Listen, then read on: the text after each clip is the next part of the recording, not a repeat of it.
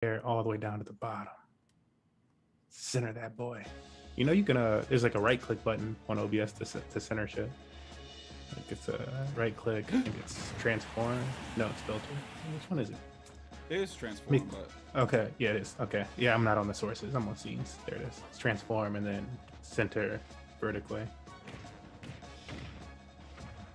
I picked the wrong one though. Oh, you like put it up in the middle? Yeah, just put it in the center. I was like, no.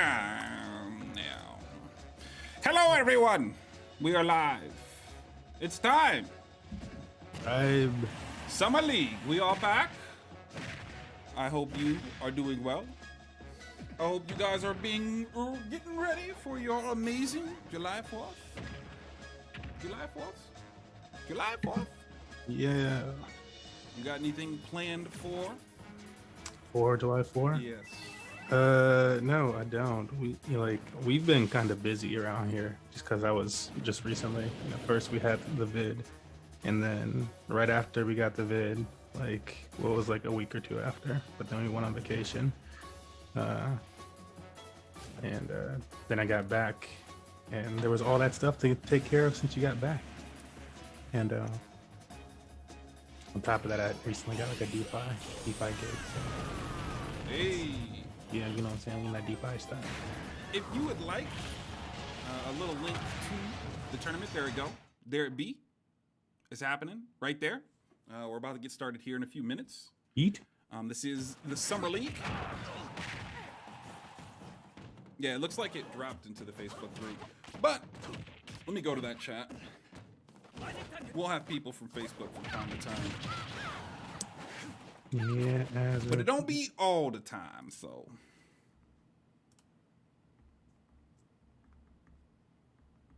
But that link got you. It'll take you to the details page.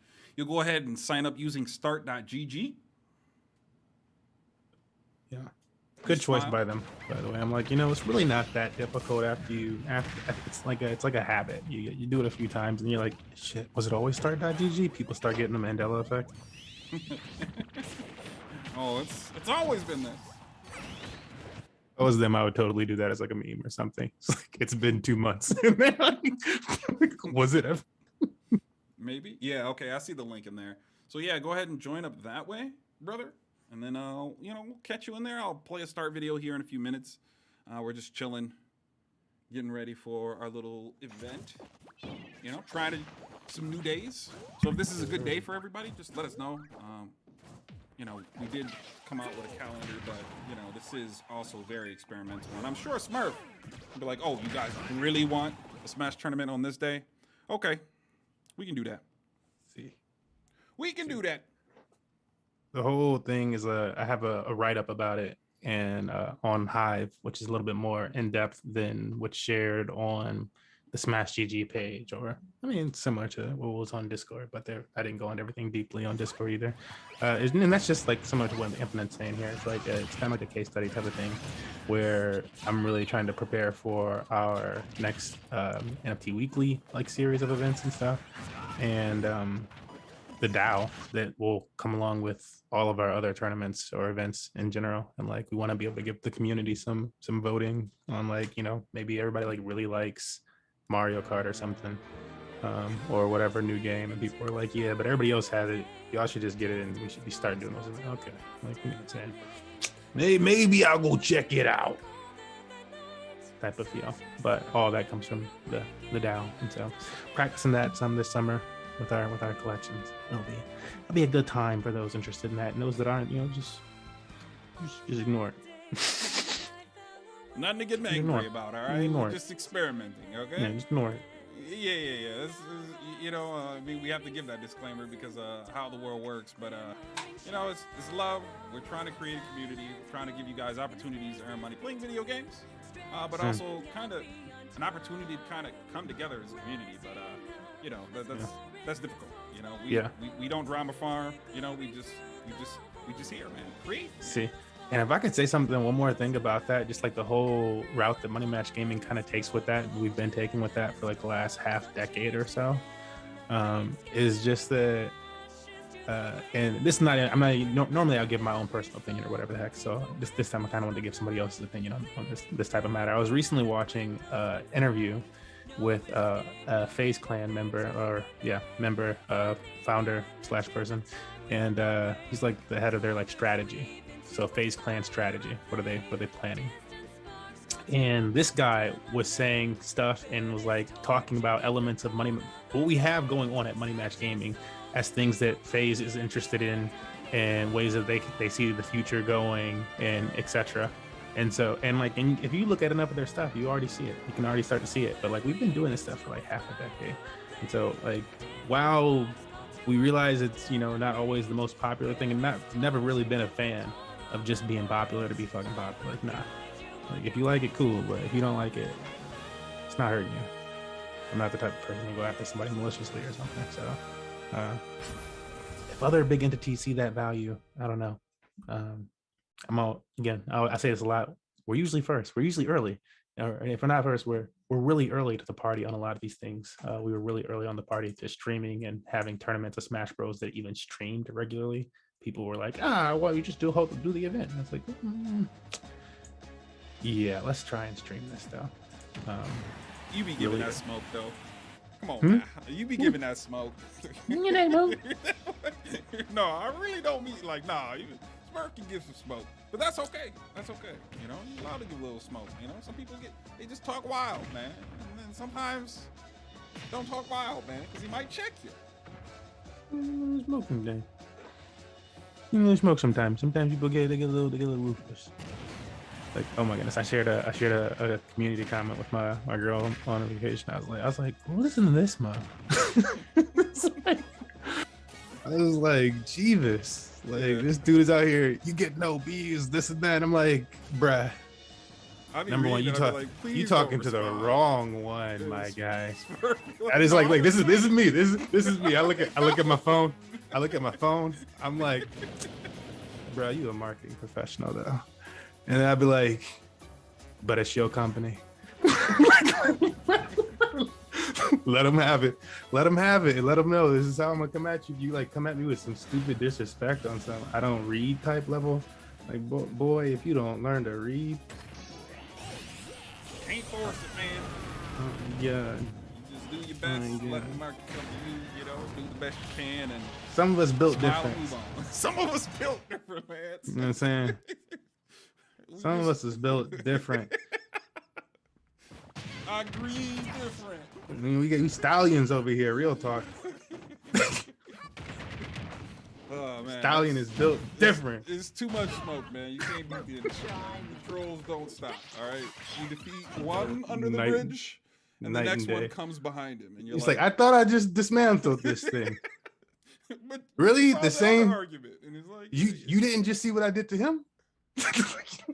Wait, slash. All right, let me bring it to the waiting screen real quick so you guys can see my face. I'm a little light. I can change that a little bit later. All right, so I'm about to play the start video because we're about to start at 7:30, and people have mentioned that they really like when we play these intro videos that explain how start.gg works. At the time it was smash.gg. Maybe I'll make a new one. And compartmentalize it a little bit because it's like two videos in one explaining how our event works, one explaining a little bit of how smash.gg works. And at the time it felt like everybody was a novice, so we had to do that. But let me go ahead and drop this video for y'all so we can get started with today's event. Currently, I believe we're sitting about 25. Let me refresh this before we switch over. Yeah. Gotta make some stuff. Look at the pools and seatings. We're sitting at 30. I don't recognize any of those other names, so I think we're still good with seating. But if you guys have any problems with the way today's tournament is seated, please be sure to let us know. Me and Smurf aren't, omniscient of the entire community, but if you're like, hey, I'm good, like, we'll respect it. I mean, it's gonna come out one way. We got a couple good players in here, a couple killers. Yo, T.O., come here. Yo. Hey. Yo, T.O. Yeah, no, the seating. It's wrong. Well, don't put me next to him. Yeah. So we will make space for that. It's a small enough event. So love, appreciation. Let me play the start video, and then we will get today started. popped off and ready to go. Go. All right. See you in a second. What's going on, everybody? This is Money Match Gaming. I am the Infinite, and I'm here to talk a little bit about how Smash GG works and the general settings for our general events. So with that said, you're going to see both sides, a little bit of the admin side, a little bit of the player side. It can't be helped. I have to do this somehow and also give you guys the content you need in order to have the greatest event and greatest experience ever. So with that said, I'll go ahead and start this test bracket. It'll all start great. I'm going to refresh here. From here, I'm going to go to where it's just, this is the easiest way to go ahead and explain everything. Go to your profile settings. From your profile settings, go down to tournaments, then go down to attending. In this situation, you'll need to sometimes clear the filters to get what you're looking for. In this case, we are looking for test 3. That's the test bracket. So I can show you guys how today's event works. Here you'll see the auto DQ. This portion right here tells you how long you'll have to check into your event before you're auto DQ'd. You can click view match, or you can go to the view bracket section. Just for this situation, I think it's best to do view bracket. You'll click your match. You'll go ahead and check in. Now, you won't be able to see the other person's tasks and things of that nature, but you're going to see them here, so ignore that. Up here, we'll show you the general tabs that shows you how everything's working and so on and so forth. And, you know, who's checked in, who's arrived, all those different types of things. This is your general chat thing. As you can see, I've reset the bracket a few times to go ahead and get this video perfect. So let's go to the fake participant here. We'll check him in as well. We'll go ahead and it tells you to set up your arena details in the chat. So here you'll have to click that tab and have a conversation about who sets up the lobby and all that other stuff. And from there, you'll go ahead and create a lobby. I'll show you guys how to do that here shortly after I get with this basic understanding of Smash GG, and we'll go from there. So we'll assume that we've done that. You know, and then we'll shelve that to a little bit later. Both players have to do that before you guys can move on. This system will generally prompt you to do everything along the way, so you don't have to think too hard about things. Now, it's telling you to select a character for game 1. We're just going to click one character and get it started. I'm going to choose a different one because they can't both be the same. Awesome. Now it says it's my turn to strike one stage, so I'll strike one stage. My opponent will strike 2 stages, as you can see there. Let's do these 2. And then it'll be back to me. I'll I'll strike one final stage. We'll do that one. Which determines our location. You can see all the information that you need to see about what the general setup is, what characters we're playing, and the stage we've chosen. We'll go ahead and set up that lobby. We'll be in that lobby. We'll go ahead and start our match. And, you know, hey, I got to choose that I win. So I win. It'll ask both players to verify that information. So I verified it by selecting that I won. He verified it by saying, yes, that's the correct score. And now it says that I am responsible for banning a stage. So I'll go back to my point of view. And I will ban Lilac Cruise again. Opponent choosing stage. So now my opponent from those stages would choose his stage. We'll go there. Awesome, great. Now it's my turn to choose a character. And again, we wouldn't do this flip-floppy. It's just that I'm an admin and I'm doing both parties at once, just so you guys have an understanding of how it works. We'll choose the same characters. I'll win again. This process will be a little bit longer because most sets in Money Match Gaming's tournaments are best of 3s. But so from there, you know, I'll submit it. He'll be asked to verify it. I'll verify it. Yay, I won. It'll ask me to confirm it one final time. If you don't do this, the bracket takes a little bit longer to do. So please be sure to confirm it. Confirm. Confirm on both ends. Awesome. This was completed. We're all the way done. The bracket is moved on. I can go ahead and close this right here, and you'll see that we've moved on. That's generally how that works. From here, I'll go and talk a little bit about how the general breakdown of the rules, which isn't that complicated, but we'll get to it. So we'll go here. I'll open it up from here. I'll do online play, go to Smash, Battle Arenas. I'll create a lobby. So these are the general rules that you can see. So this doesn't matter too much. It'll be public, it'll be one-on-one, and we'll go into the general rules. So if you haven't created this rule set yet, you will have to, but for the sake of us just walking through the process, let's get it done. So we'll edit this one just so you can see what it looks like on the inside. This is a stock style. There's 3 stocks. The time limit is 7 minutes. Final smash meter is off. Damage handicap is off. Items are set to none. Random stage selection, not that it matters much, but it's set to none at the moment. Advanced, hazards off, team attack off, launch rate 1, score can be on or off, it doesn't matter to me. Damage, yes, but that could be on and off as well. And bam, we have those settings saved. Those rules are selected. This doesn't matter too much. Hit the Y button a little bit. The amount of players in your lobby can affect, your internet connection, so please be aware of that. A lot of these other things don't matter too much, so we'll go ahead and get it started. I have the password selected because I don't want anybody just to join my lobby. And we will test away.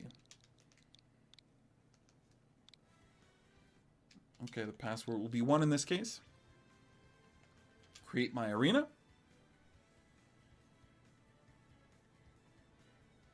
So my lobby is created. Now, if you're super unfamiliar with how these arena settings work, this will give you the general information for your lobby. Go to this top ring here, click that. In the top right, you'll go ahead and see the ID and the password for today's event. I'll even do a little something fancy and circle it here. This is the ID for your room. That is the password that you selected for that. You'll need to give that information within, you guessed it, in your chat information, and you guys will be able to have your match, and it'll be great, grand, awesome. We'll all smile and laugh, and life continues on. But that is generally how our events work. If you guys have any questions, be sure to ask an admin. Hopefully this has been helpful, but if there's something else you don't understand, please be sure to let us know. Until next time, guys.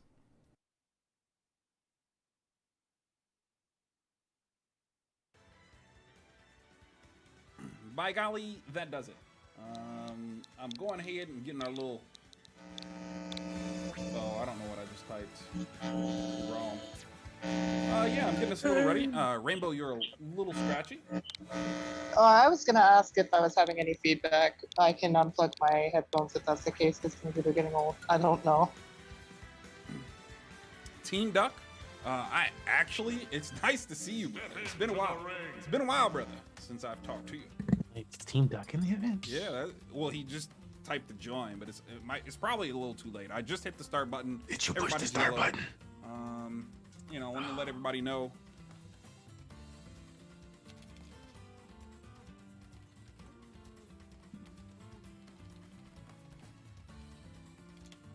Bracket is live! Get in! Do your thing! The first one going green is the one I'll invite to the lobby. So, and then we'll be a little bit more choosy after that. But get in there, y'all. It's time. Summer League. Welcome. Welcome. And welcome, Rainbow. How's it going? Hello. Is audio better? I'm just trying to make sure it doesn't echo, that's all. Yes, it's much better. Thank you. Oh, yeah, I guess those headphones are just too old now. I don't know. Cool. It happens every now and then. It's always like that for me. My bad. Thank you, Casual. Yes, what is... Hey, look who it is. Killer versus Blue S. Let me go in here. Let me go in here. Hopefully I catch them in time. Because sometimes, people be about it. They already booted up. What do you mean? I'm on stream. Boy, I mean you on stream. Come catch the smoke. I don't even understand. Just can't get right, boss. No. you just can't get right, boss. And then I did the stupid thing to where if you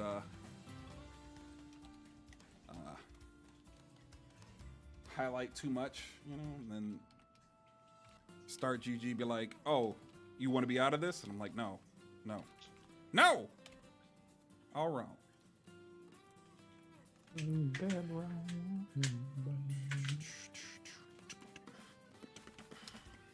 Okay, got all that information. It looks like Blue S and Killer will be the fights for the night. Well, the first one at least. And many more to come. Many indeed. If you guys want to increase today's prize pool, you can go ahead and retweet today's event. It'll raise the prize pool by $1 whole. Currently, we have 10 retweets, which means today's event is $10. You know, so you know, hey, you know, you want to, you know, make it a little bit more tantalizing, a little bit more tasty. Tasty. Retweet that boy, and we can increase the prize pool, man. We need engagement too. We need to grow too. The world needs to know what we're trying to do.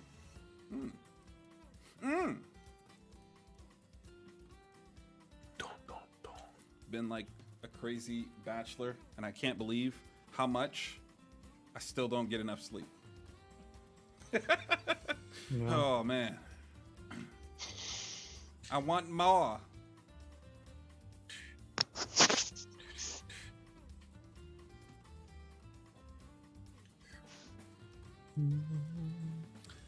Depends on whether my opponent shows.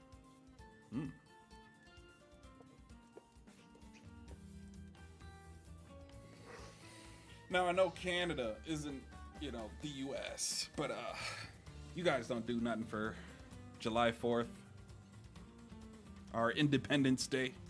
Ooh. We do something for July 1st. Oh, it's July 1st. I'm curious. July 1st is Canada Day. Oh, nice. Yeah. What is Canada Day usually? Like, you know. I would just if I were just complete ignoramus, I would just assume it's a celebration of Canada. I think that's like something about that, like Canadian cultures and such. I remember when I was a lot younger, I used to go to like events and stuff. There was even a couple times we went to Vancouver, and there is a lot of really cool stuff to see there as well, like live music and lots of other fun activities to walk around the waterfront. Was really nice there.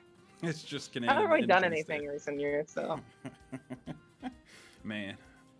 Well, you know, I know every now and then there's always like an American holiday that people kind of take serious, you know. It's a celebration. I didn't think, you know, July 4th was one of them, but, you know, it's just top of mind. Top of mind. Barbecues, fireworks. Well, isn't that one Independence Day? Yeah. Yeah, I mean, that one sounds like a pretty important day, doesn't it? Like. Yeah, I mean, generally, yeah. You know, I mean, technically us securing our freedom. Yes. Freedom. Freedom! The land of the free. Let's switch the screen real quick. Bro. And to people in chat, if you can hear me, just go ahead and let me know. The last time I should probably have checked, but didn't really realize anything was going down. So here we are with the first match. If I am tuning through, and I am also opening up brackets right now, but we have Easy Killer and Blue S. Blue S, a bit of a new player here. First time seeing them with the Ken, and very appropriate attire as well. You'll have to excuse a little bit of the commentary rust here. It's been a little bit because all I've been doing is playing Mario Kart. But we still got it. Don't worry. We still got it. All right. So 60% lead here right now from Easy Killer. Kind of like the game plan I'm seeing right now is that Blue S is trying to force a situation where they can get Sonic up close, which is understandable. You don't really want to play Sonic's game too heavily because that's where you're going to get whiff punished as Ken, even though Ken is kind of mobile on the ground. I still like what I'm seeing with the game plan, but I just don't see any like What I don't see from Blue S at the moment is like finding the punish windows that he does get when Easy Killer comes to him. It's almost like Easy Killer is able to play his game very comfortably right now. They can just go in and go out with very little contention there. So it's gonna be up to Blue S to really find a way to force things without being too commitment heavy in neutral, because Sonic otherwise is just controlling neutral very heavily, and that's what Easy Killer is just doing by playing the game really. First stock's gonna go to him with that back air. It's kind of just like at that point, Blue S is like, how do I get back to the stage? And he kind of pushes a little bit too hard to get to center, so he's gonna get kicked away for it. There you go, you get a little decent combo. The reason why Easy Killer is playing like this is like with Ken and pretty much all of the Shotos, these characters reward you so heavily for being up close and personal with the opponent's character. So you're gonna see damage build up really quickly when Blue S gets in, and now it's at 90% from just 2 interactions coming up close. Because otherwise these Hadokens are just trying to like coax them to come forward. But I've noticed Blue S is starting to do a little bit less of that now, which I think is honestly a good adjustment. It's good to mix up the Hadoken usage with more so being ready for stuff. Oh, that's punished. That was actually really clean. Yeah, you see, like that adjustment right there of like knowing how Easy Killer is gonna come in with the homing or with the with the spin. He's gonna come in with the spin there, so you can catch him off with the lingering hitbox up in the air, and that's gonna set up for a kill. That's like really clean stuff there. Oh yeah, the pressure. Any opportunity that you see a character in shield with Ken is easy shield pressure. Same with Ryu, honestly, but it's more so with Ken because that aerial mobility. You're gonna find more opportunities to come up and close to them in a defensive state. You're just down tilting on their shield, and that's the point where, as you as the opponent against the Shoto player, you need to get out of there. Sometimes you'll have to hold shield a little bit longer, though. You gotta like mix things up, but you don't want to give them too much shield presence. They're gonna crack it open. That's a little unfortunate there. I think Blue S lost their jump there and did not realize. So when they canceled out of their focus dash, they just kind of died. But in any case, ooh, that extra forward air there from Easy Killer called out the they called out the focus there, so it just went right through it. Multi hits are very good at dealing with that. Oh my god, wake up, honey! I kind of like what Easy Killer did right there, but Blue S was having none of that. Just ran up with the up tilt there.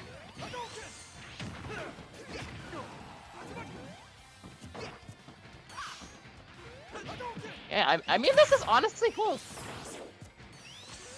Nice use of the homing attack there, knowing that one of Blue S's answers for their approach game is Nair.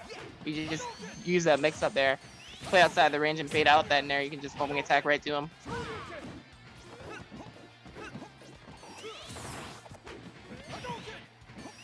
Okay. I guess every little Hadoken's gonna do his work. Oh, okay, caught him with the jump there.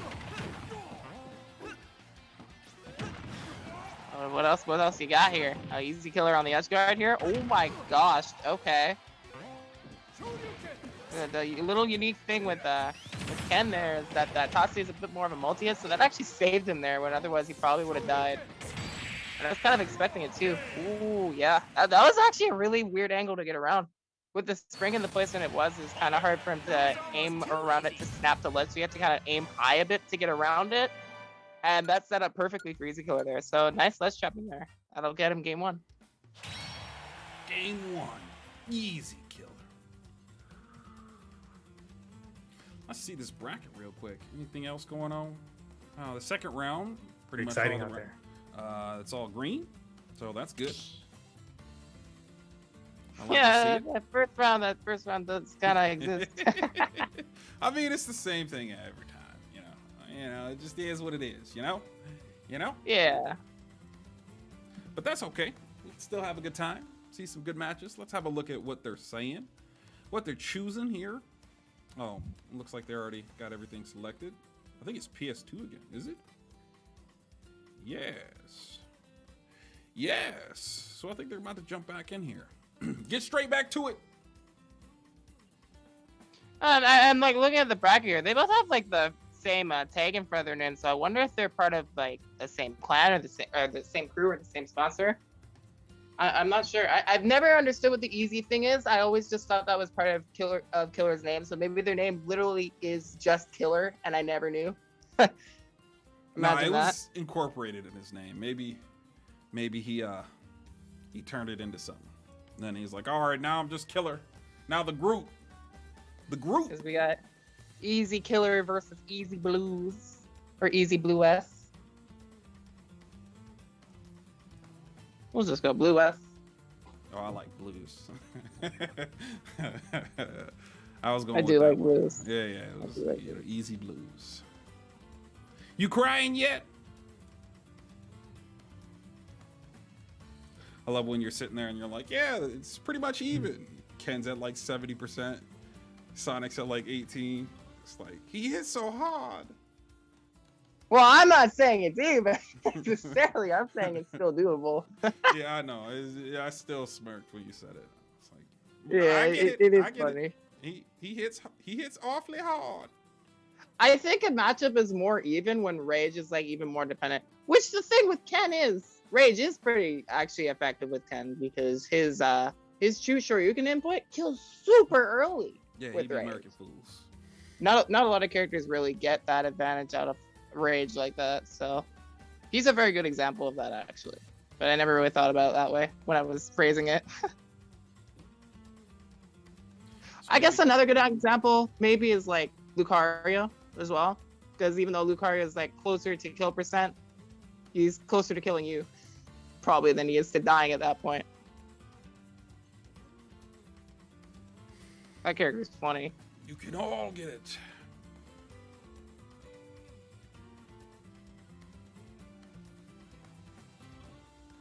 Just waiting for them to figure it out. Man, I kind of want to pick a different song, but I better not.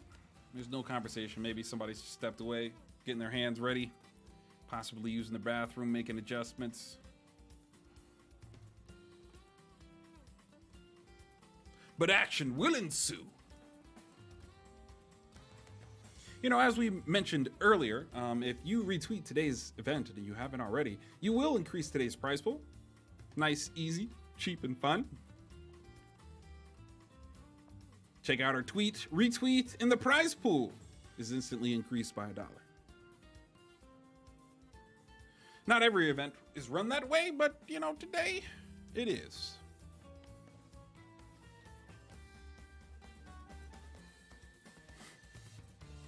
Finally, this is the Summer League. You know, you can check our calendar currently. We will make some adjustments if necessary. If you guys are going, hey man, this is a no bueno. Thursdays, no bueno. We can make some changes for you. We got you.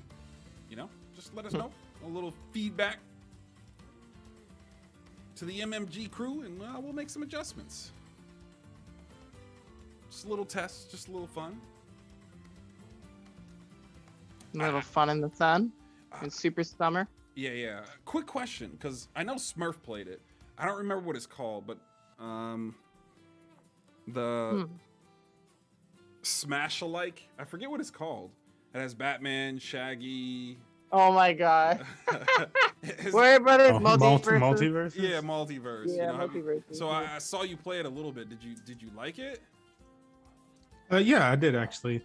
And I called it a situation of, and it was funny because I called that right before I ended up playing the game. I was like, all right, I got a code for this thing. It looks like trash. It looks kind I'm like, just watching the movement and stuff, I just figure, I'm like, it kind of looks like trash. But maybe it's a situation where it's more fun to play than to watch. And that was definitely the case, where it was a lot more fun to actually play the game than to watch it. And it also made, I don't know, visually, it was more appealing to play it for sure than to watch it. Because like maybe that'll help now afterwards, after having played it, watching it. And it'd be one of those type of situations, because watching it first, and I was like, I don't really look that attractive to me. And like some of the movement, the speed of the movement just seemed slow. But I think what's to take into consideration with it is that like to input some of the moves is almost, I mean, it's very fighting game-ish to input some of the moves. It's not just like a simple over A, up A. Yeah, over yeah, it's not like all smash attacky like that sometimes. So that And like when you have that much, that much input to certain moves, it starts to make more sense why it would take longer for the entire thing to finish. It's like that person's still pushing a button or something. The inputs are still coming, okay? Haven't hit them all yet.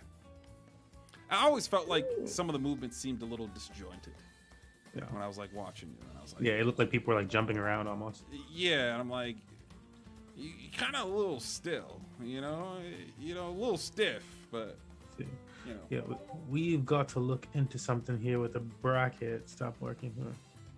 Yeah, seems like there's like some issue right now with the task. Oh yeah, the website stopped working on my end. Task to be exact. I'll restart the web browser. Hello. Oh, not Star GG. Not that. Yeah. Not now. Yeah. Anything but now.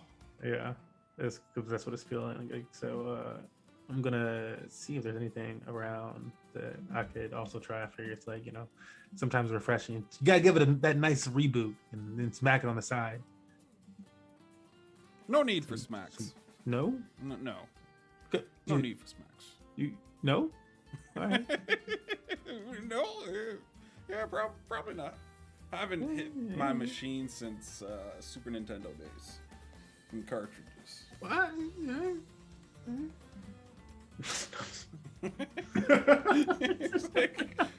I disagree. Oh, shit. Let me change the music up. Sometimes, these things happen, and it just is what it is. You must accept what comes your way. Yeah, so I'll give it a few more minutes of looking around and make an announcement in Discord. If it doesn't, that basically have the match in your chat, and then admins will report the scores. Like leave the report or whatever, and ping in admin, and that's kind of how we'd have to go forward, I imagine, just to keep it moving. Admins would just come around and process their round. Yeah. Yeah, sounds fun though, right? Yeah.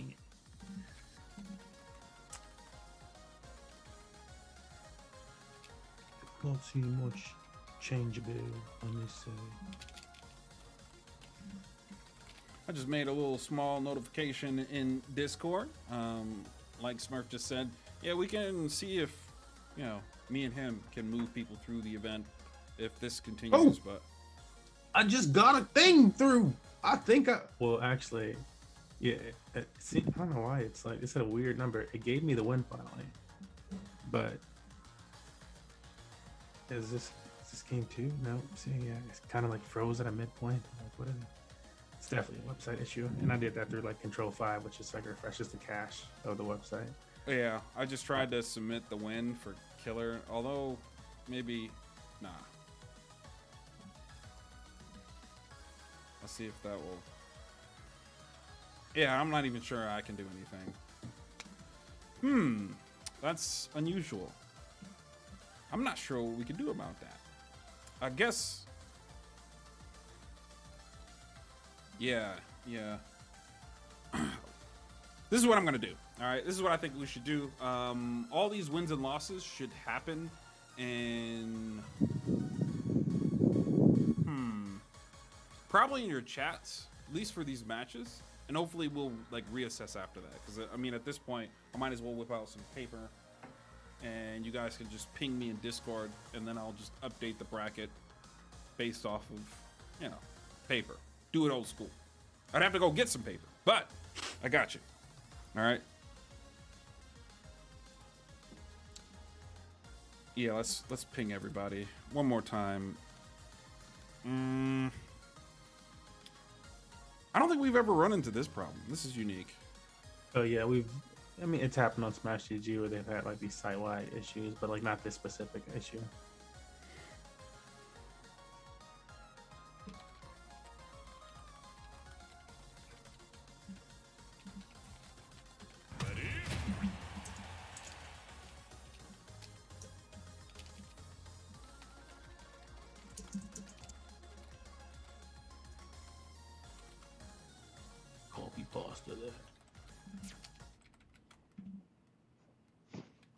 Let's switch this over. Okay, he's on the left.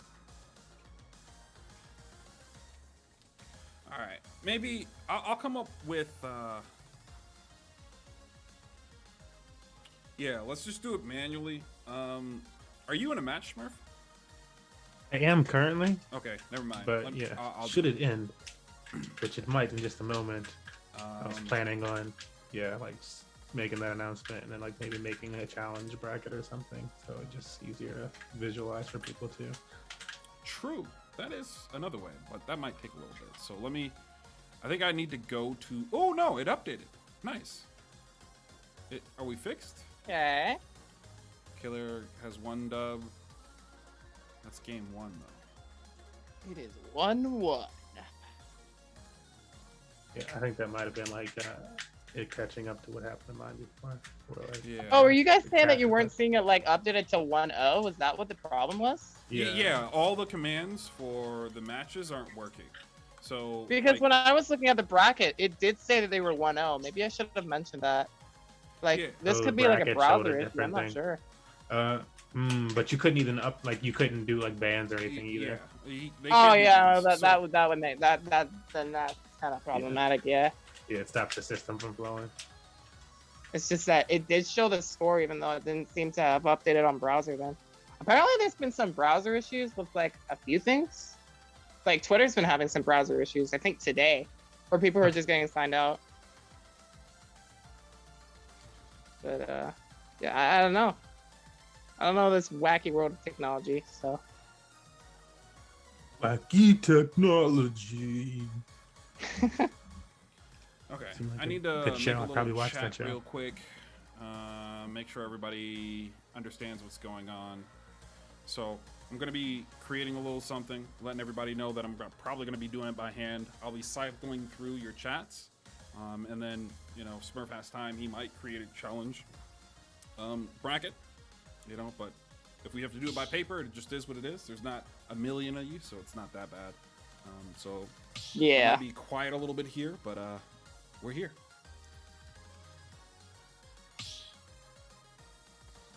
And no feedback from Smash GG yet, so it'll happen soon.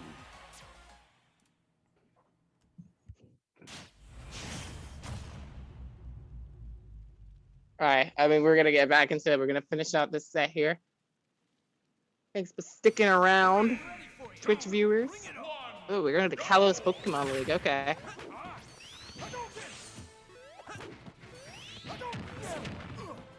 Just another stage where Sonic can really run. I think this stage kind of allows Sonic to play the game plan better than PS2, honestly. But it's like it comes down to like preference, really. Oh, hang on, I gotta remind something. Oh geez, these nairs are coming in more and more.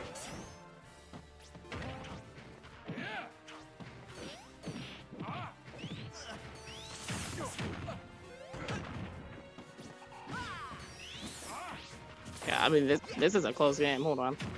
But like if I were to think of anything here, if you're taking Ken here, you do have a higher ceiling here than PS2, so that can help. But at the end of the day, I think what comes into play the most as like a counter pick against Ken is a stage where you can play neutral better versus him, or he has trouble catching up with you.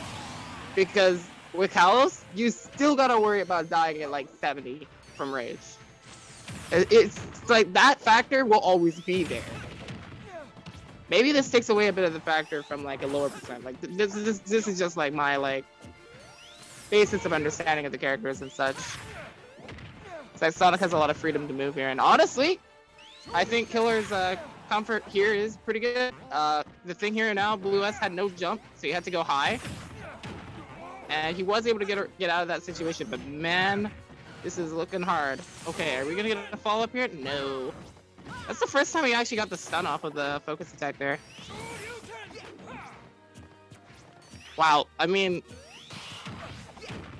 he's been trying to call out that spin dash with that, and it does work. He's just like a little bit too early. But it's like, if he messes it up, he's gonna get hit by it. Okay, there you go. And the beautiful thing about that Shoryuken, it goes so high it covers jumps too. So it's like pretty helpful for Ken's game plan. Sometimes just throwing it out is honestly not that bad of an option. does leave you pretty open. So at the same time, wouldn't recommend spamming it, but like, you know, works as a very brutal anti-air, as we saw there. Oh yeah, this is the game plan, bro. I'm gonna go to this platform. What are you gonna do about it, Ken? That's why you go to the platform, bro. Oh, no! No shot! No shot! The turn around. Oh my god. Like, he ran past it. Like, if he ran like a little bit, if he didn't run as much, he would have gotten it normally. But he ran past it, and auto turnaround still made it work. That's so funny to me. Oh my god. Okay, yeah, you're dead there. Missing that tech left him wide open for that. Joy put himself in a nice spot there to get that back air, but man, this is close. And Blue S has got the lead here. They've just been doing such a really good job of like finding stuff throughout this set, and like the key factor is their survivability has just gotten better and better. There are a lot of situations where Sonic just completely destroys Ken, and Blue S has been trying to avoid those as much as they can.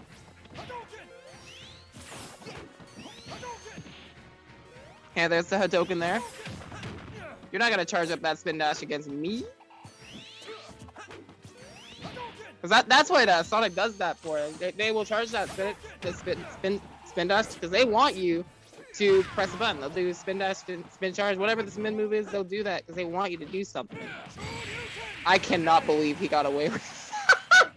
No way! Oh my god! This character is a carnival ride, bro. Dude, I have not laughed at Smash in a while like this. This character is funny as heck. Wow, that's unfortunate for Killer though, because like I felt like Killer was nailing a lot of the recovery mix-ups that Ken would do, and especially when he put himself in a more vulnerable position, he was ready for it. He knew that Blue S was going to recover high a lot of the time, and he still did that. But he just missed out on that backer opportunity, and Ken's back to center stage. Killer kind of just lost his patience a little bit there, honestly. Like, if Killer kind of just stayed in the corner, I think he was in a good spot. For what it showed in that game so far, is whenever he was in the corner on the platform, he was able to control what Blue S would want to do. But he gave Blue S that opportunity to just get that anti-air going in that finisher. And that closed out the game there. But like, honestly, good stuff for Blue S though. Like the adaptation on like their vitality and just finding ways to survive against Sonic like that really came in a lot of good plays. So good stuff. That looked super one-sided at first, but he turned it around a lot.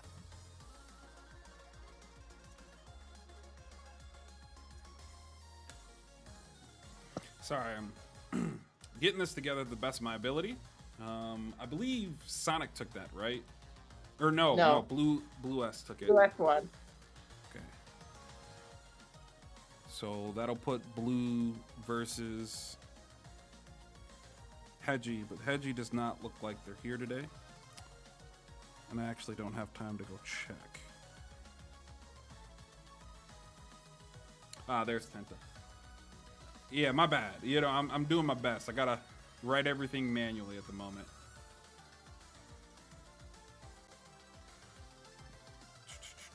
You are all good. I'm like responding to the things in Discord.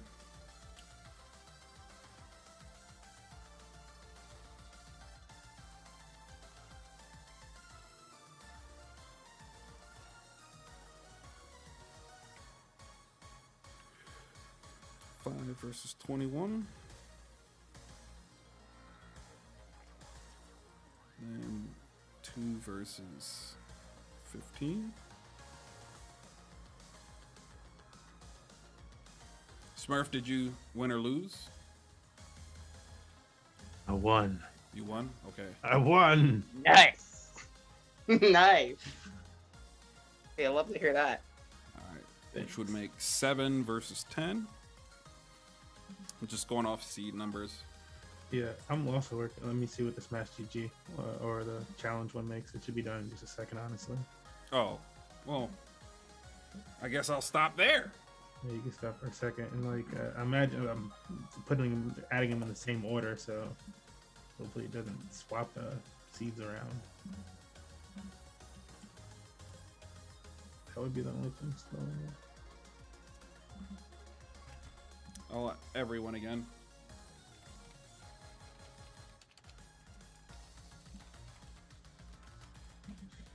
Okay. So, what is the actual bracket look like?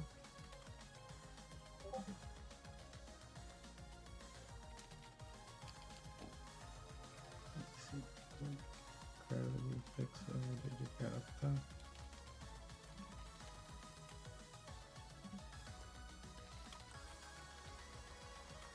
Gravity pixel, digit got up top. Cool.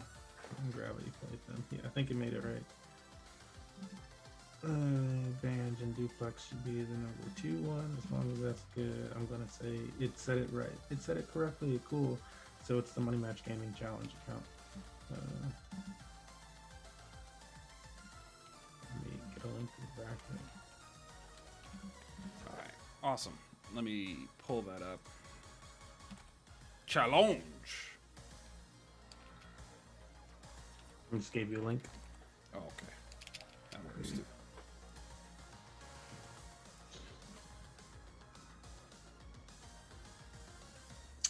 And then we're reporting them. Yes. So I'm just gonna start the bracket, letting you know. So gravity won this first one.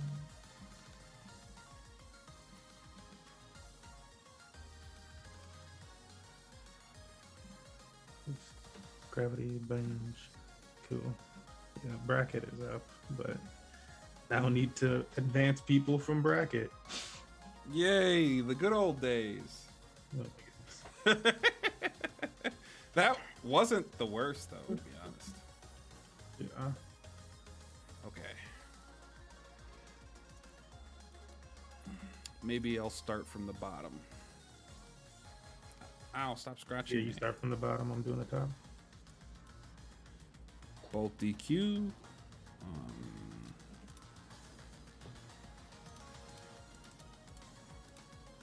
Wait, am I not? It No, didn't you want- just did the killer match, didn't you? Yeah, that's what we just had. Blue Killer took it. won that, or- Oh, blue took it. Damn. 2-1, I imagine. I was like listening, but like 1, dealing 2. with all this. Yeah, so I'm right. Cool. Hedgie and Groggy both Hedgie advance. Is that correct? Hedgie and Groggy, what do we know about that one? Because they both DQ'd. Oh, if they DQ'd, then they just DQ'd. And I don't think I'd pay too much attention to Yeah, well, I'm like wondering if they DQ'd because the issue with Smash GG or not. You know? that first round. People could put in scores. So for you, example, like that's when it was working. You got the one in there. So I would respect that for what it is. Oh, my one came later though. That didn't Oh, come did in. he? Yeah, my one came later, and I refreshed the cache, and I was like, oh, it went through. I pushed it a whole bunch though, so that's why I'm like, I don't know. It might have just been, but I imagine the round has started by the time the issue. I don't know. Yeah, that's the way I would take it. I mean, we can ping everyone again. I know we're doing a bunch. I mean, or just everyone's. those two. I mean, it's really just those two that I would have the question with. Like, yo, were you guys able to submit your score? Like, even check into the match? It's just the only one where I think there's a double D. There's one other double DQ. 2, yeah. I don't know. I'm just curious about the double DQ situations. Oh, you're probably doing this smooth. Am I? I'm going from the top. I don't know. Yeah, it seems like BR1's up, and I don't think I'm. Oh, maybe I'm just okay. Never mind. Kitty. Oh yeah. I kind of want my space at the moment, but she hit me with the nah player. I don't even remember what I was writing stuff. Okay, I didn't smash. Tenta said he went 2-0. Okay, let's do that. Oh no, is that really this match? Is it really Tadochi versus Smurf?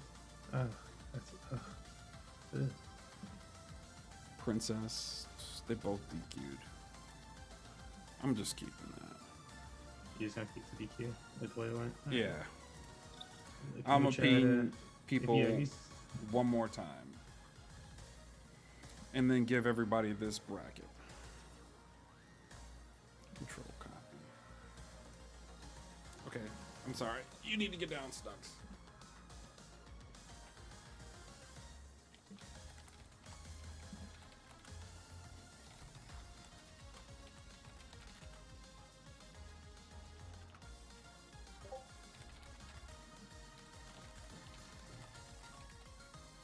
Right, I mean, let's see, like, what bracket is doing then, in the meantime here.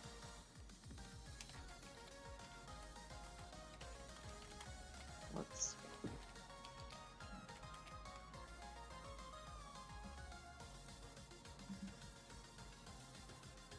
Okay, let's have a look.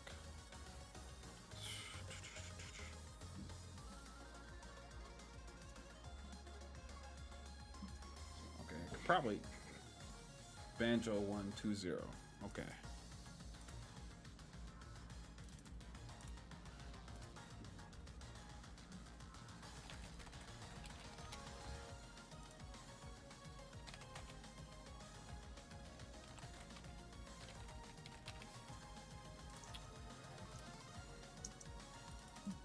Wait, did you paste the new link in Discord?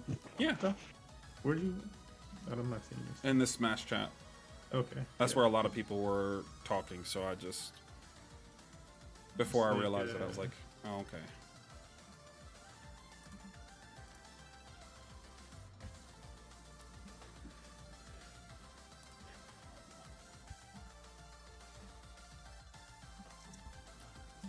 You love it when you can sneeze after you mute. I did something right. Rob 2-0. Rob 2, Mike 0. Let me take a look. Rob 2, Mike 0.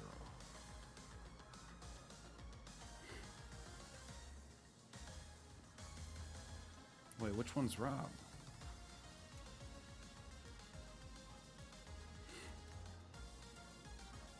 I don't think E2's here.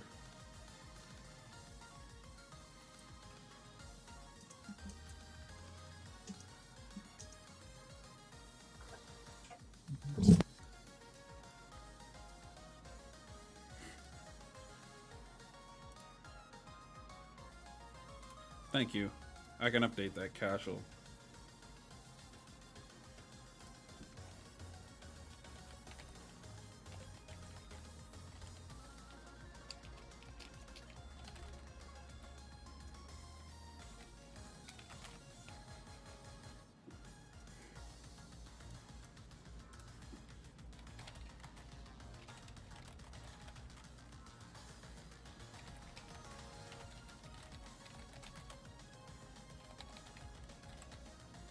Will people judge me harshly if I don't spell it right?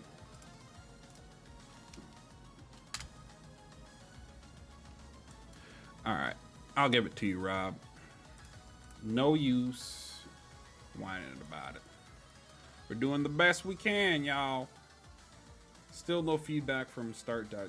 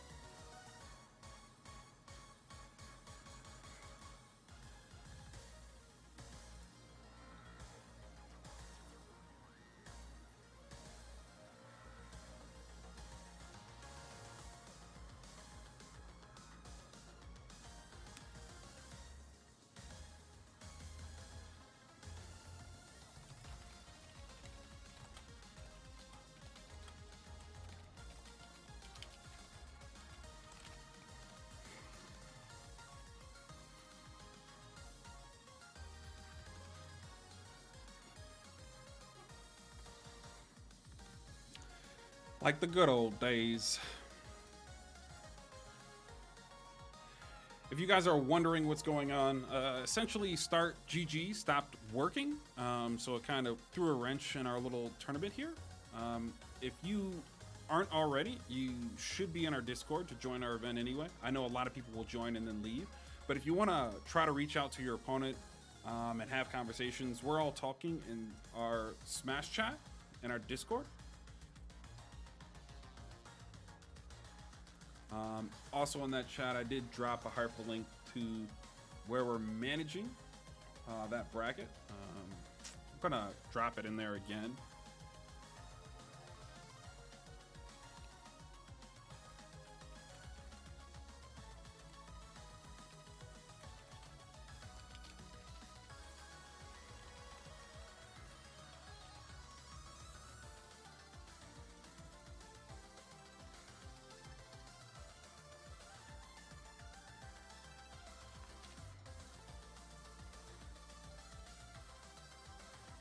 Okay, let's find Mike.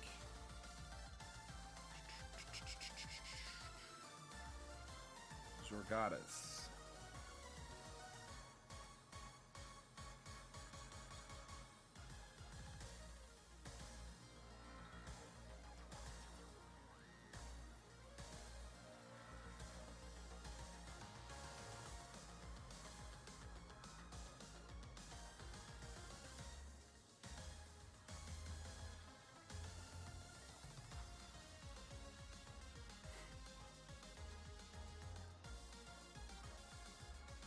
Okay, I think you just made some adjustments.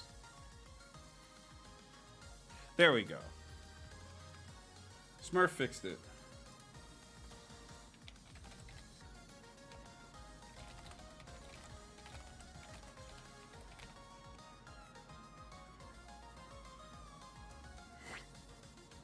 Oh no! It's been such a long time since this happened.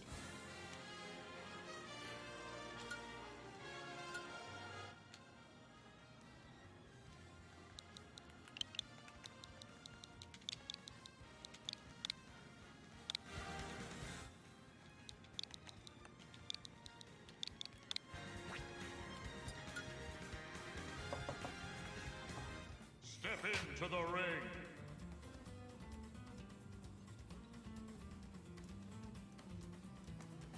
All right, casual. I'll go ahead and give you the dub versus E2. Trying to move some of these things along. 1 versus Mike. Yeah, thanks. Okay, I think you said 2-0. Okay.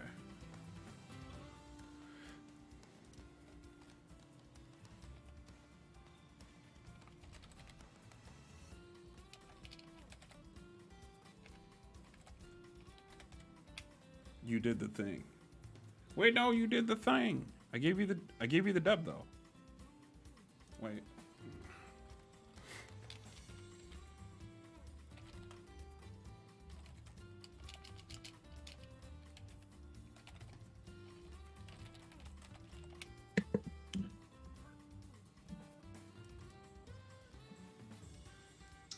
Yeah, Wait. I'm going through some of the matches and pushing for the people that DQ'd earlier.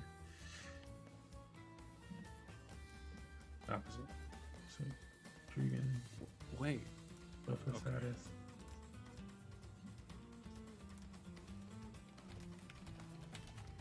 As Smurf said, it's been a while. Yeah, it looks like I did that. Tanta and Blue, yeah, you guys can fight on stream. Let's see, did Banja and JJ Cat fight yet?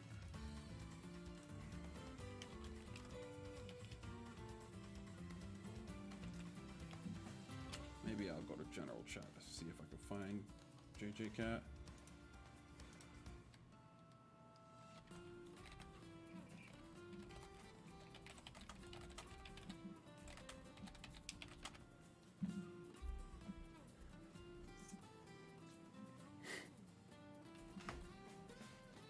So I take it Gravity didn't show up then? No, he had to DQ against JJ Oh, Cat. okay. They were in their match, and then he mentioned like, "Hey, actually, I have to go. I was like, oh, okay. Fair Yeah, enough. that's fair. Very invalid.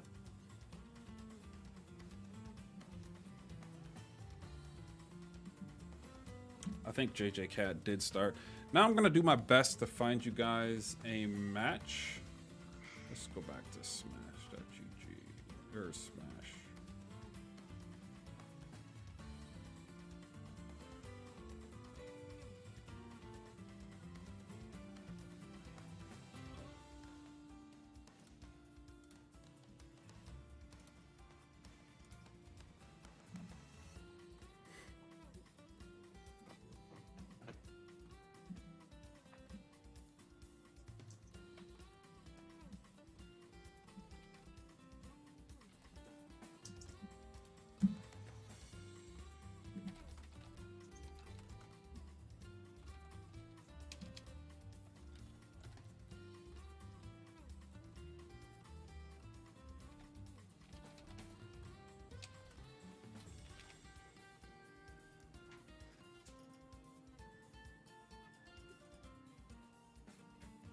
Man, the old school way is difficult.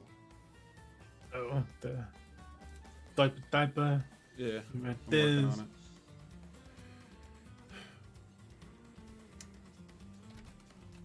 You know, you just gotta pay attention to those ones that are DQ'd, and then it becomes easier after that earlier round. Future name. I'm gonna move you forward past the mic What do you and mean? have you and Rob fight on stream.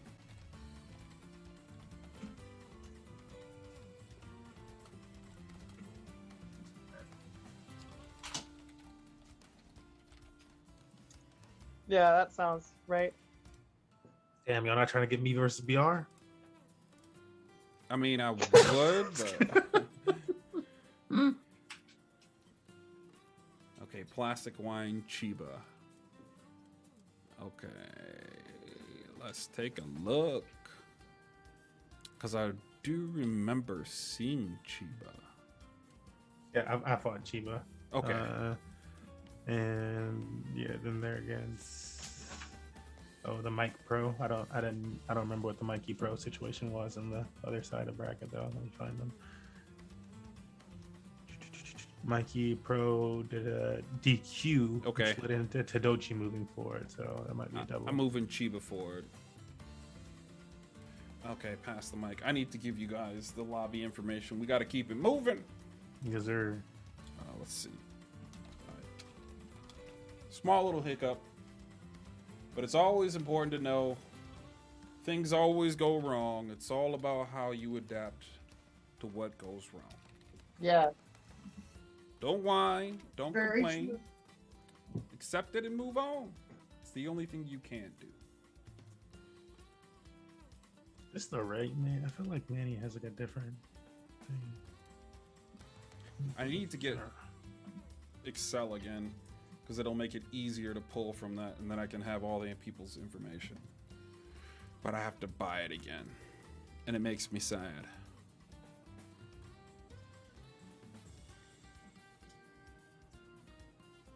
All right, I should get past the mic and Rob for stream. Have no idea what they were playing. It's been too long. Let's see. Pixel AST, did they DQ?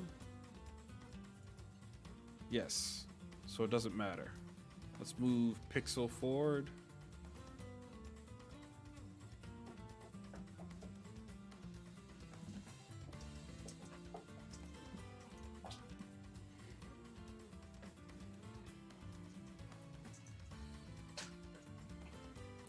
And I think Mike's here too, so let me move Mike forward.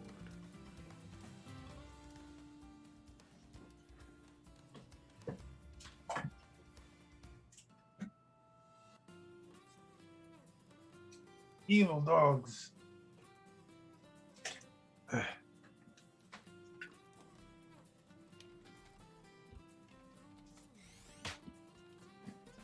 There's past the mic. I think Rob saw it. On my way. Pass the mic, please.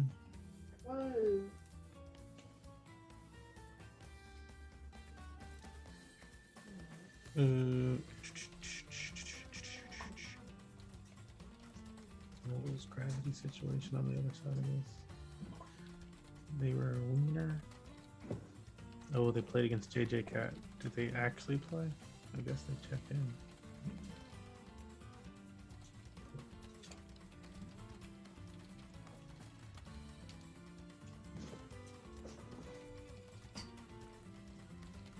Yeah, I'll figure out this Manny situation.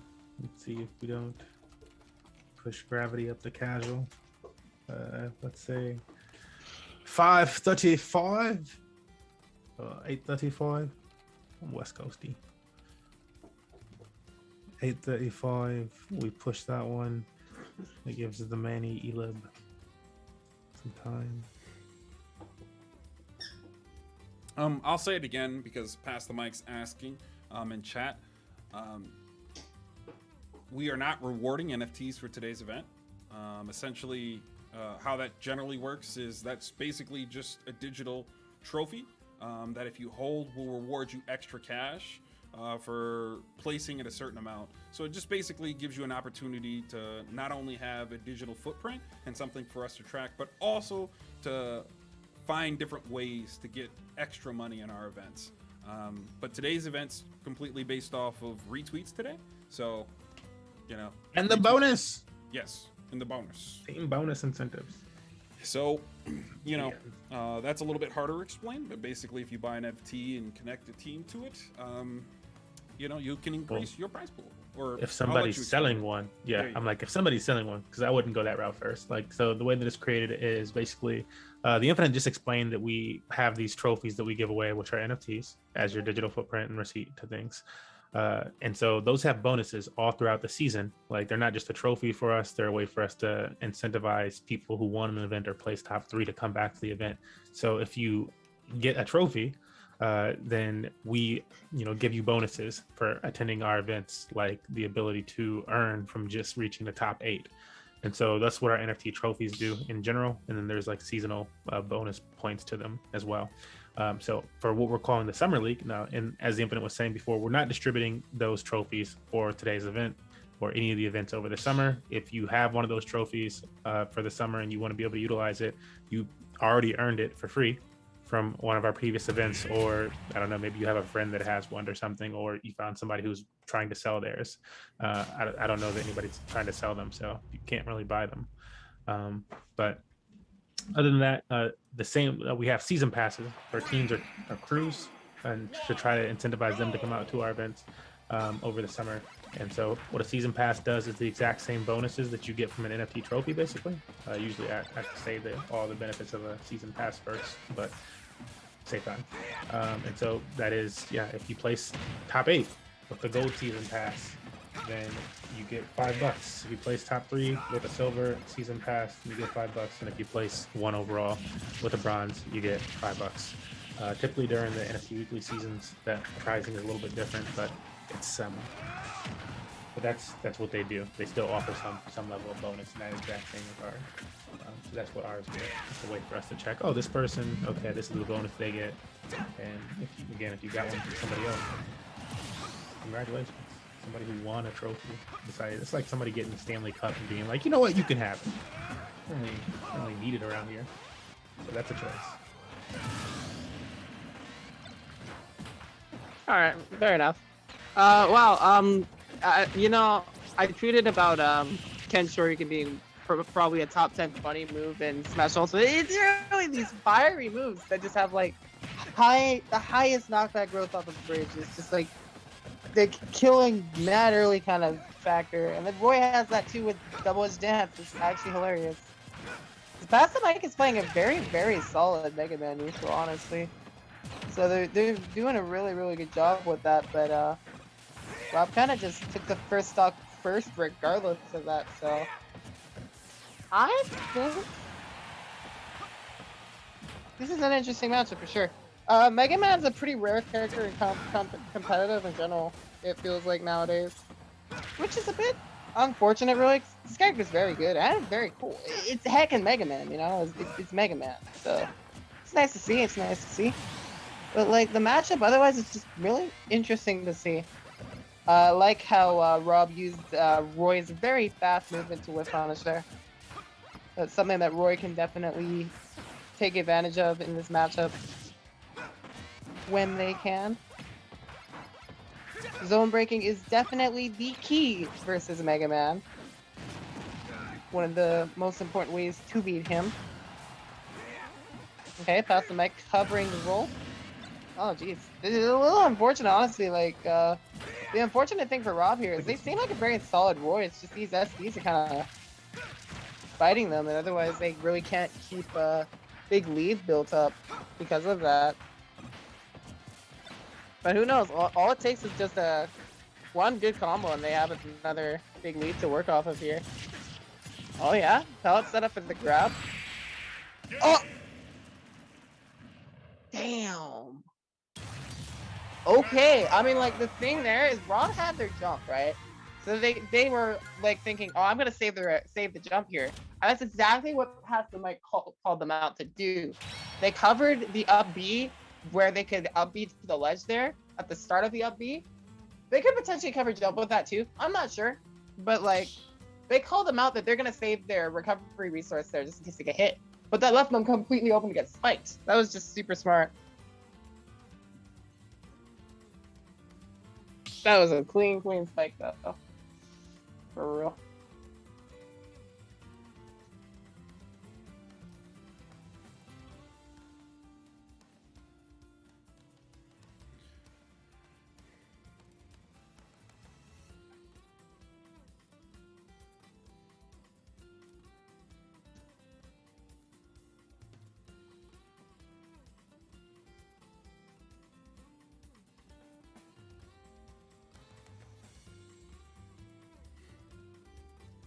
Okay. Take a look at Start GG again. Do we have a fix? Nope. Nobody responded either. Okay. How do I check and challenge? Sorry. Here you go. I'm not sure how long that was there. I've been slowly working through different things. So there's the hyperlink for that.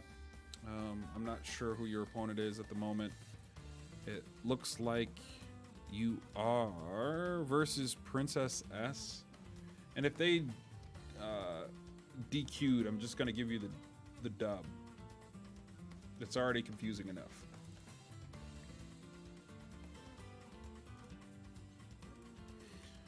And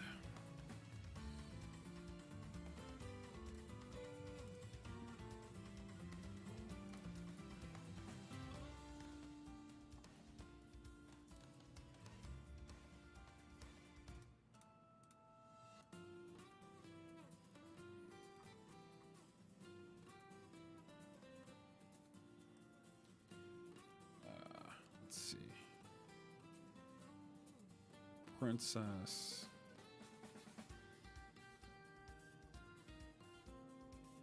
Man, I used to be so good at this, and now I really have to train my eyes. Princess S. They DQ'd. Ulrich, I'm going to go ahead and give you the dub in that situation.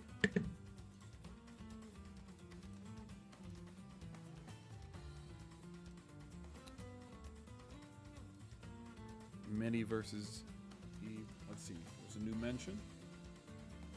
2-0 in Blue's favor for the Tenta. Okay, that looks like Blue couldn't find Hedgie, so I ended up fighting Tenta, which is fine.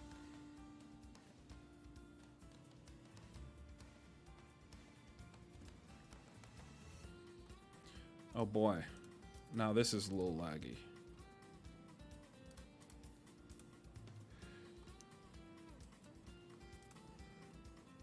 This is when you have to ask that question. Is what country is hacking what country?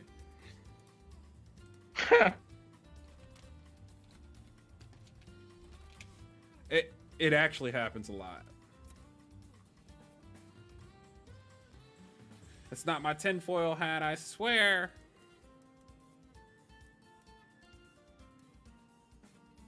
Killer versus Tadashi.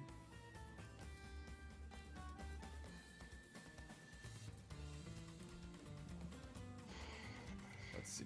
He DQ'd. Let's move. many forward. Gravity DQ'd. So move many forward. That makes many versus casual.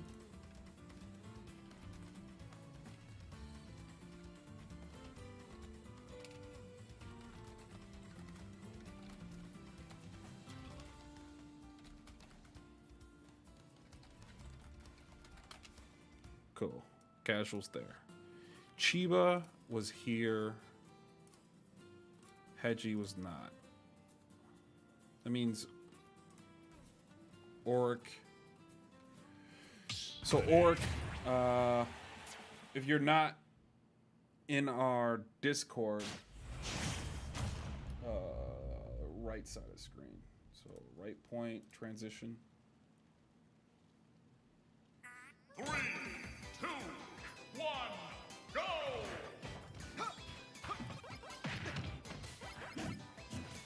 All right, cool. I mean, look at all the bracket. We're getting close to top 8, which is pretty helpful at the very least. I mean, less matches to have to organize from there. And this is one of those matches to actually make it into the top 8 here. Winner will face off against. Well, we'll see when we get there. In the meantime, though, Winnow and pass the Mike's favor. Man, there's just something about Mega Man players that's just like, they're all really good at understanding their character.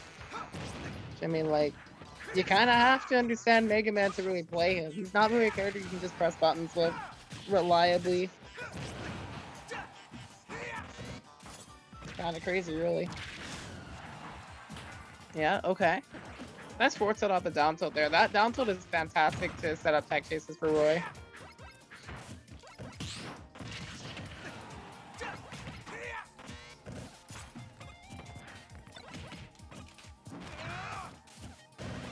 You know, the way that he was poking with the way that Pat the Mike was poking with the pellets there, it kind of looked like they might have been looking for a setup into Metal Blade, which could have potentially looked for a kill confirm. It's that little meticulous stuff. Oh, I caught Roy running in there.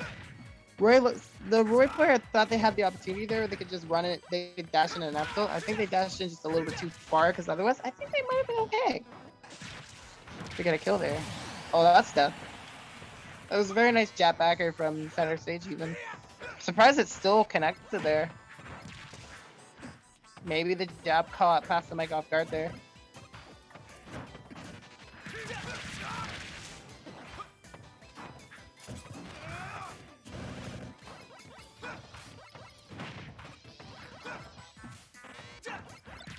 Yeah, Mega Man has a lot of really good platform pressure with the air cutter there too. You see with the up air. Really solid move. You are actually insane. This guy did get up short Yukin with Mega Man. See, imagine if Rob didn't dash away there. Their shield was getting deleted. Decimated. And another jab backer. Your stock is gone.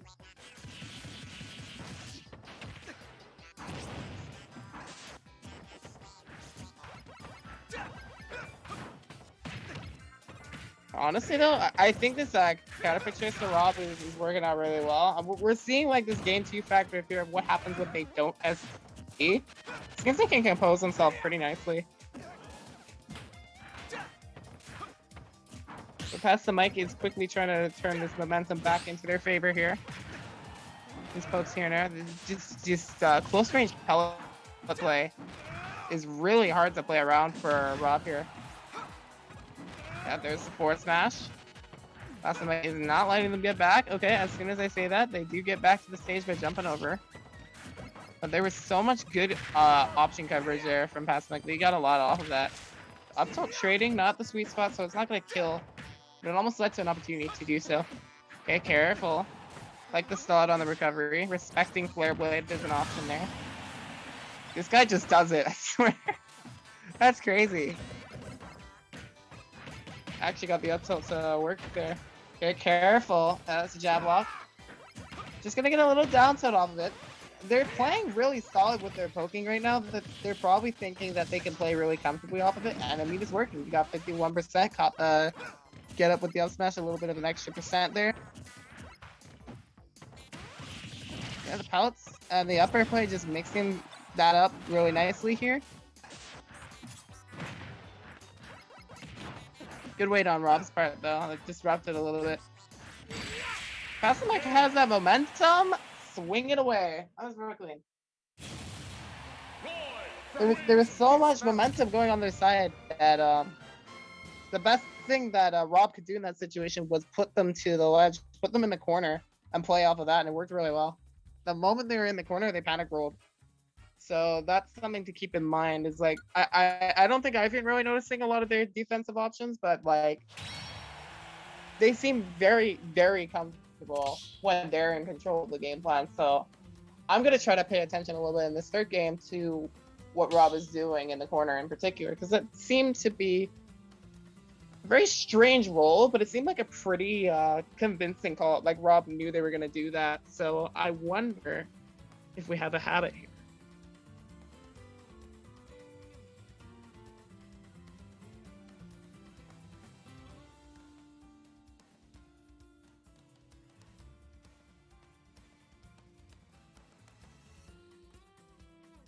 Doing my best, sorting through a few things, just in case I don't catch people. JJ Cat, you have your match against Blue. I have that up. Smurf, did you win or lose against VR1? Yeah, I won. You go ahead and mark that as a dub. I'm gonna mark it as a dub, but you know, I No, can okay, he tell the won. sarcasm. He won. He won. I was like, I feel like there's a hint of a little bit of something in the way that Smurf is talking there, but I don't know if I can call that out. And I don't know if like I'm correct on that. But... Don't make me remember. Yeah, was he doing? He played Steve.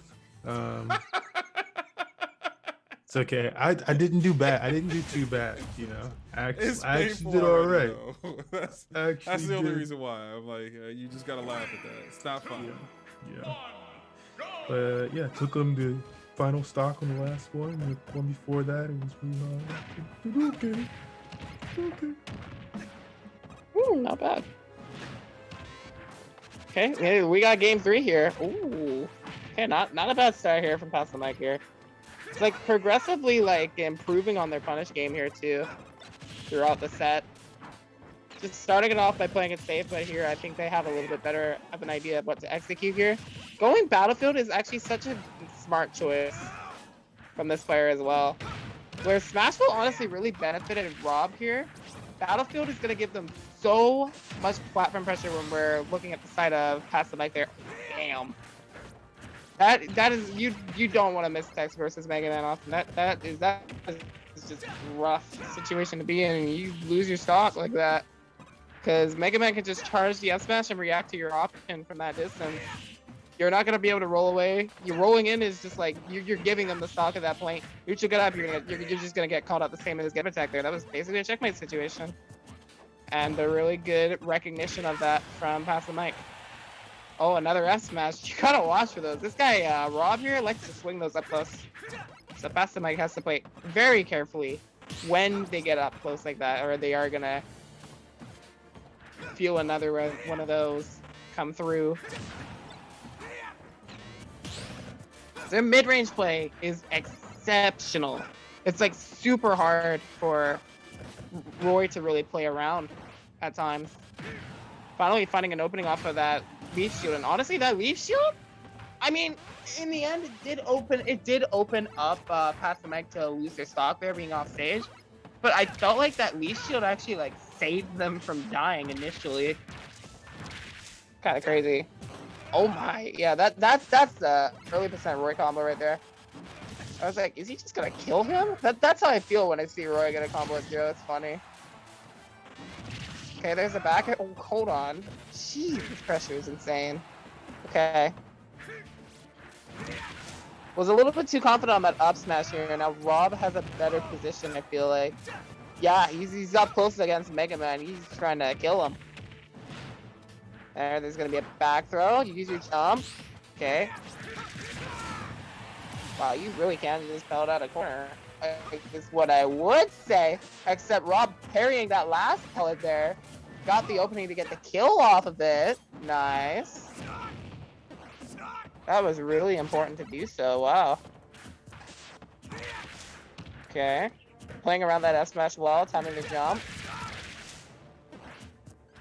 Now Rob has momentum here. He's actually pulling through a little bit more. That was smart. I feel like Rob knew about the rush trap. Mega Man and Sonic both have like this little trap where they can put a spring underneath your get up spawn so that you lose your invincibility when you get off of it. And he kind of drifted away there and he avoided it entirely. That was smart. Just really good awareness there. Like a little matchup trick. He didn't fall for the matchup check. Yeah, I'm really loving this play and shield here. Oh, that's it. Damn. Might miss the tech. That's nice forward tilt there. Okay. Wow. That last stock was played so well from Rob, honestly. Like, they played the zone breaking game and it got past the mic a little. It made Pass a little bit more frustrated with their play, really. You started to see these dash attacks coming in. They're a bit more uncharacteristic to their careful game plan. And they were just rushing into Roy a little bit too much there. And he was playing a really, really smart defensive play against that, using shield and using his disjoint to just wall him out repeatedly. It was actually very nice, especially on the last stock in particular. He really got a feel for how Mega Man was moving around, and he was able to find options where even Roy could approach still, because Roy wants to be able to still play his rushdown game. If he's sitting around on the other side with shield, then Mega Man's not going to feel conditioned to just rush into him like that anyways. He's going to poke around. But because he started to make him feel uncomfortable, he started making more mistakes. So I really want to give a lot of credit to Rob there for just playing that really well at the end there and just composing themselves and finding ways to zone break very effectively and neutralize the game plan that was otherwise very, very effective from past the mic. That Mega Man looked very impressive, but he took him down very nicely. Good job. So good news. Looks like Smash UG's back up. They finally responded, and you've got... We're in there, boys.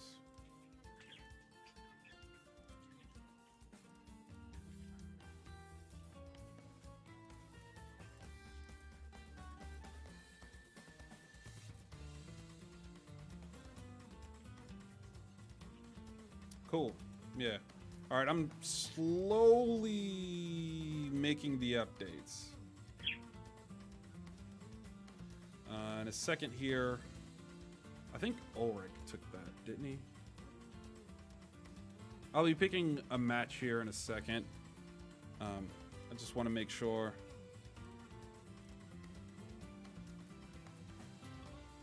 Blue took it.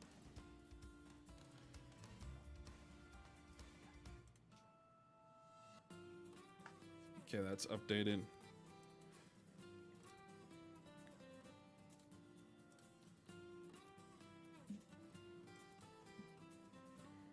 Yeah, I'll put out a message then. Oh yeah. I'll update the score. I was a little more worried about the score.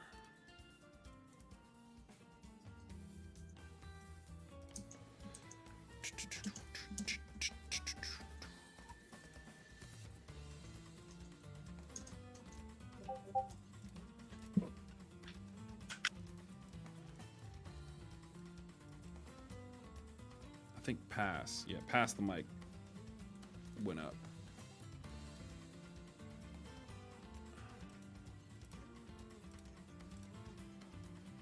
No, that was Rob. And then no, it was something else. I was working the bottom of the bracket. I did Oh yeah, no worries. skip that one. Not on purpose, just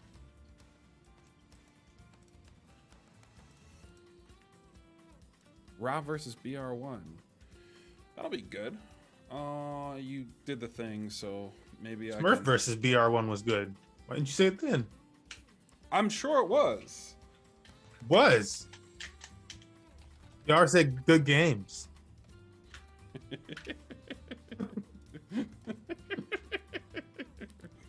Very nice games, Smurf. Were you didn't see them? Oh yeah, do you guys have updates on like the losers round 2 matches, or have they not like finished out yet? Yeah, some of them have. I'm working from behind here, man. Yeah. I'm trying. Was Status Crab here, I think? What Killer. was it? I don't remember if Deku was here. I don't think they were. Killer. Once Oh, again. they were both confused. Okay.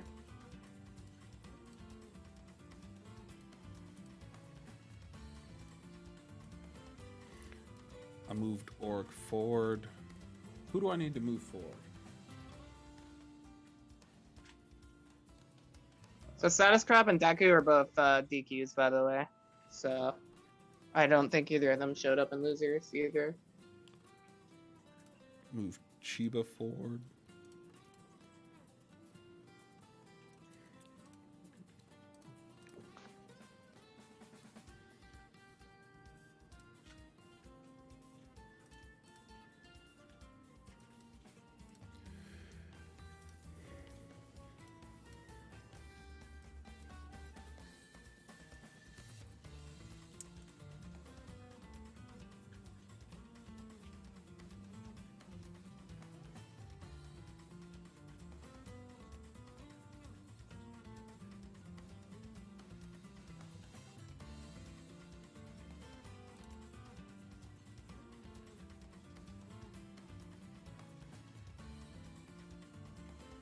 Okay. Mike is here. Good, good.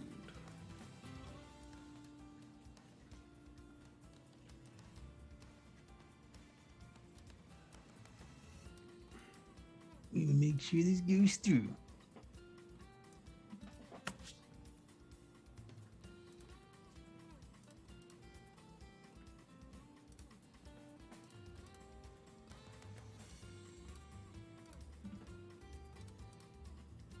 Okay, that's caught up.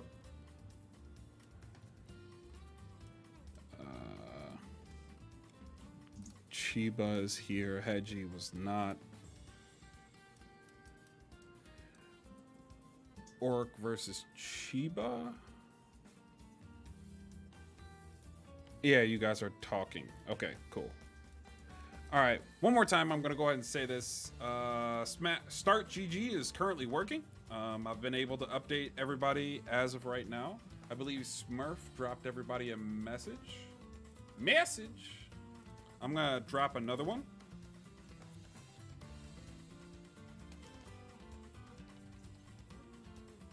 Oh, no, Smurf just dropped it. Yes, go back to start.gg. It's way easier to use, and It'll keep, even though it's like a ping pong game that we just played, it'll make things go that much quicker, and you'll be less confused in between everything else. It'll just, yeah, it'll take you a second to switch tabs if you have that tab open looking at the bracket. Damn it. But now things are gonna get better. Ooh, child.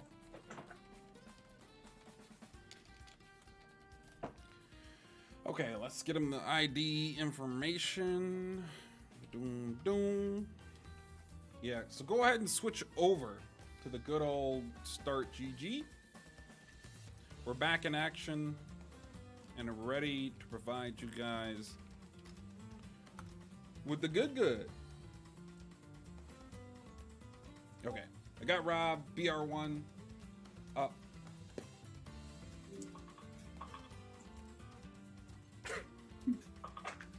What up? Die Sus 13. I'm guessing that's what it's called. Dies Us or Die Sus? Either or.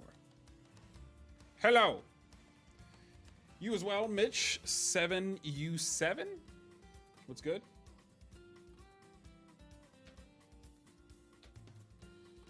Ja. Alright, I think I'm done with this challenge bracket. Hey, Money Match Gaming, I've won 2-0 against Chiba. Okay. I'll move you forward. Don't mind me, I'm gonna verify. with him. Because Log out. that's the good thing to do.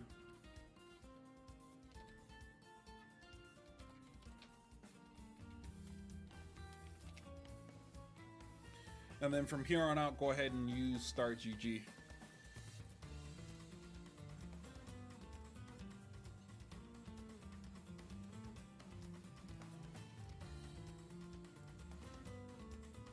And I think we're back on track. And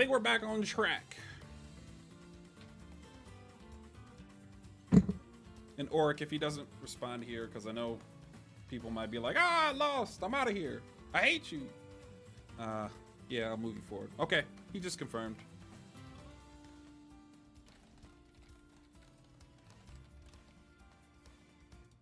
Good on you. Let's see if I can find something.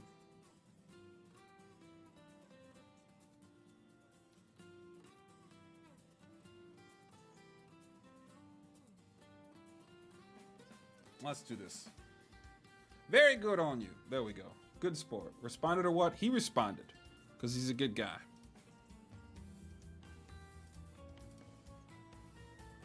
Go ahead and face up against Pass the Mic. And then you guys can go ahead and get started. And again, go back to Start GG. It's up, it's live, it's moving along.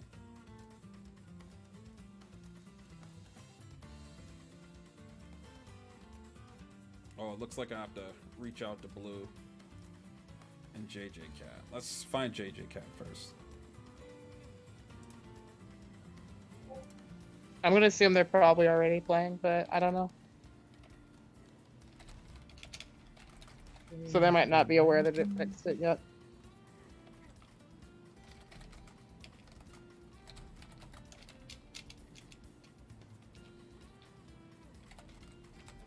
I sound good, by the way, right?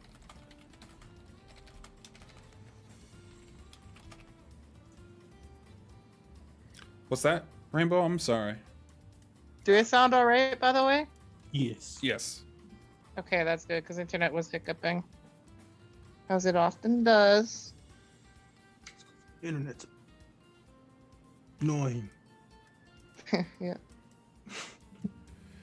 Okay, all my matches are green. I won 2-0 versus Blue. Okay, that DQ is fine. Good to know. That's right. The casual Manny set's over too. I believe Manny took that 2-0. Okay.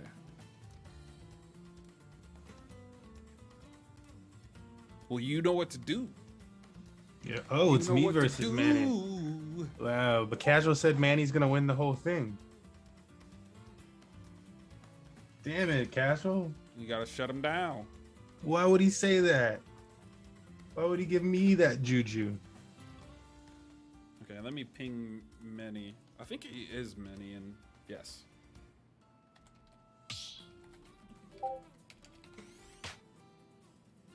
Can I still play this band? Says Killer. Was there a message before that? Sorry, bro. I went to the bathroom and saw a DQ timer last minute. It happened just now. Can we reset the Killer match? Oh, That was Killer Banj. Killer and Banj. Yeah. Okay. I'm not sure if Banj is even here. I'll reset this. I mean, it did DQ him, so I guess he must be, right? Let's...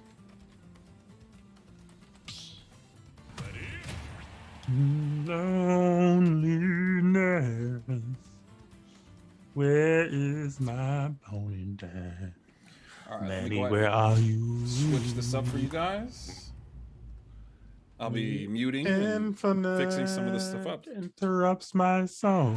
One. The songs I sing for you. Wow, damn, y'all. I was kind of flowing. I'm going to end it right there. Wow. Yeah, I didn't want to interrupt you, just respecting the vibes and the music. You're just getting it. You're just getting it. We're getting into this fight. Oh, wow. What a matchup we have here, too. With Rob going this Incineroar pick here. Not looking too bad, actually. Playing a very good defensive game so far, just playing outside of the grenade zones and using them to their effect. That might just almost kill. I thought it would have killed, because the revenge boost on Incineroar is kind of crazy. But I think it's even more crazy when it stacks, which is also something to keep in mind and remember. Wow, great up air too. I might sound delayed, but I'm not delayed. I'm just reacting to things a little bit late. Okay, you didn't use your jump, did you? Okay, no, it doesn't matter too much. Because it's Incineroar and you're dead. Wow, that down smash is really good. That caught him, like, with the toe of that. That was... Wow. Okay, nice grab there. Into the backer as well. Recognizing no tag, you can get that punish there in that position. Okay, at this point, Bruno's like looking at the situation. He's like probably thinking that this Incineroar is playing very read heavy. Because you're seeing a lot of situations where they're not necessarily like holding toward Bruno. And so these situations where Rob is just more so looking for an opportunity to read a defensive option. And now he's playing it very passive here, which kind of makes sense because he has percent lead. But I feel like he's respecting Snake just a little bit too much in that situation where he kind of just let him kind of regain composure and get a ledge trap or a corner pressure set up there off of that. And now we have Incineroar trying to approach, and when you're Incineroar, you want to be playing a game plan where you're punishing your opponent for approaching and taking advantage of it. Whereas in this situation, Rob is more so on the offense, more than they want to be.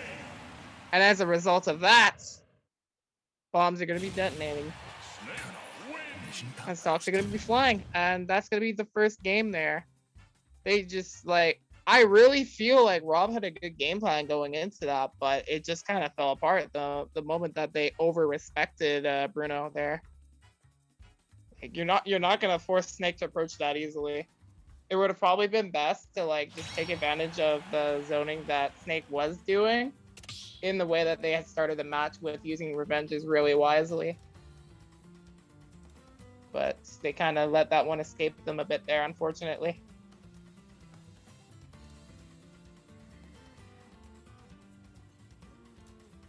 Okay, I think I'm caught up.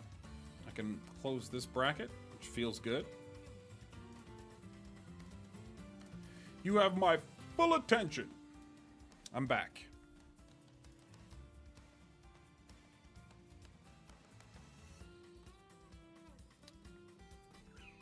Feels good, man.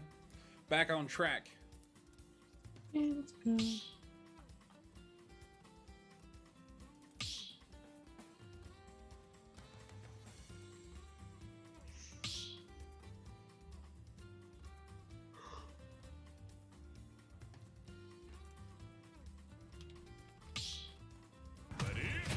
BR1 versus Rob.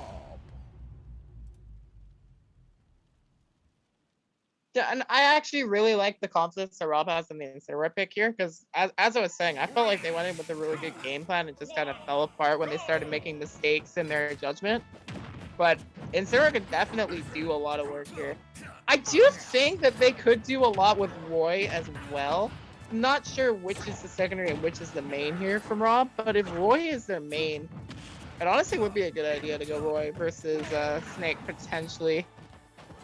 Because Roy will be able to stuff out a lot of Snake's attempted setups, especially like one thing that Incineroar can't really deal with as well from Snake is that whenever Snake wants to, well, maybe not. Like with that instance, I was thinking like he can't really get away with that he can't. I was gonna say that I think that he can't really get away with shield grenade, but then he just side begrudged and I was like, oh yeah, he has that. He has a lowland whip.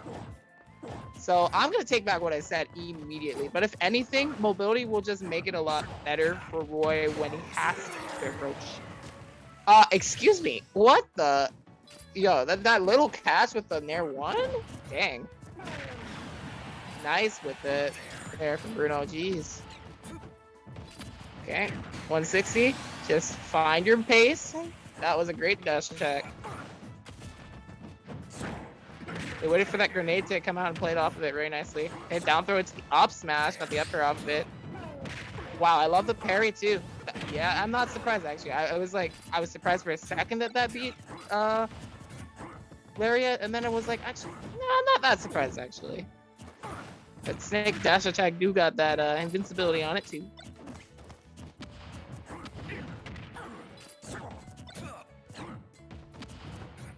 Okay. Just trying to figure out what we can do here. Maybe punish Bruno off a miss execution there. That's pretty good.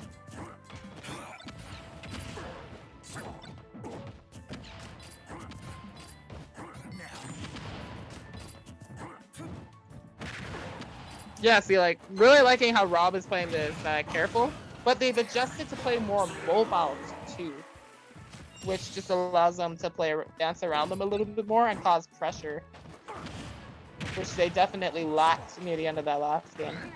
Careful. We have an opportunity here to finish this off. Not sure if back throw would kill there, because Rob doesn't have rage at the moment here.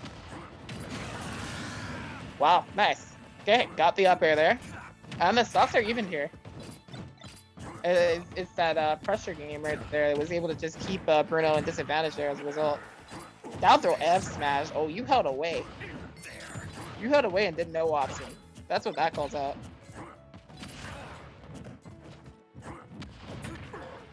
Okay, keep in mind now that there is a C4 in the middle of the stage there. Just wanted to point that out.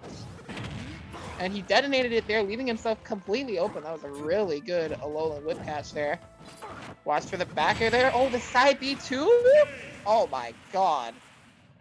Yo, the parry to flex as well. That slow motion just gets that parry off after the stock has already been taken. Damn. Okay, now like that was actually really nice. They side B'd calling them out when they were gonna detonate the C4 because Bruno wanted to try to play off of Vincent making a slow approach towards him there. But he honestly, Rob was just quick with her movement there to jump around that and put himself in a position there. And now Bruno's wide open. You get the one Alolan whip, and then they're trying to get around the ledge by going high. You put the backer in a position where you can catch their next defensive option on the landing, and a lot of snakes in that situation. They love to pull a grenade and shield, which if you know what you're looking for there, you can call them out for that. With someone like Incineroar, you can kill them for that. So that was just really good awareness of the situation there. And Rob took full advantage. Now we've got a 1-1 set. Go!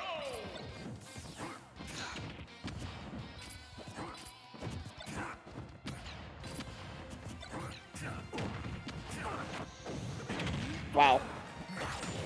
Yeah, Bruno has to be really careful where playing around that burst range there. I'm seeing a lot of situations where he's leaving himself more open than he wants to.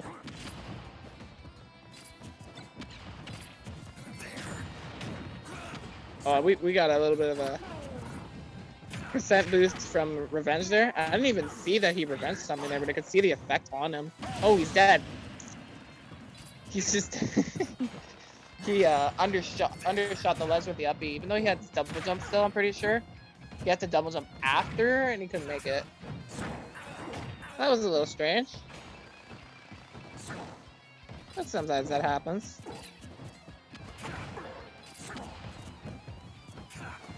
Okay, respecting the dash attack there. I like the crouch there. Showing some good awareness of that option that has been very favorable for Rob. He's like, thinking in his mind, okay, Rob really likes the side B a lot here. So just lower his profile bit, and it actually worked really well. But he caught him on the landing there, and he's still gonna get this stuff. And he gets revenge after too. You have enough time to react to do that? Damn. Okay. Okay, that's 33. Quick damage. Another grab there. That's the thing you've got to play around. When you're playing against a really good Incineroar, a lot of Incineroars are going to be looking for grab a lot. Not necessarily just side B, because side B is very baitable. That's where people are going to spot dodge, but he's like running up and dash grabbing him and like timing it in a way where you can catch him before he makes a defensive play. That up smash was pretty good. The high recovery was pretty good too. Is he gonna make it back to the stage? I'm really not sure. Wow. He actually made it back to the ledge.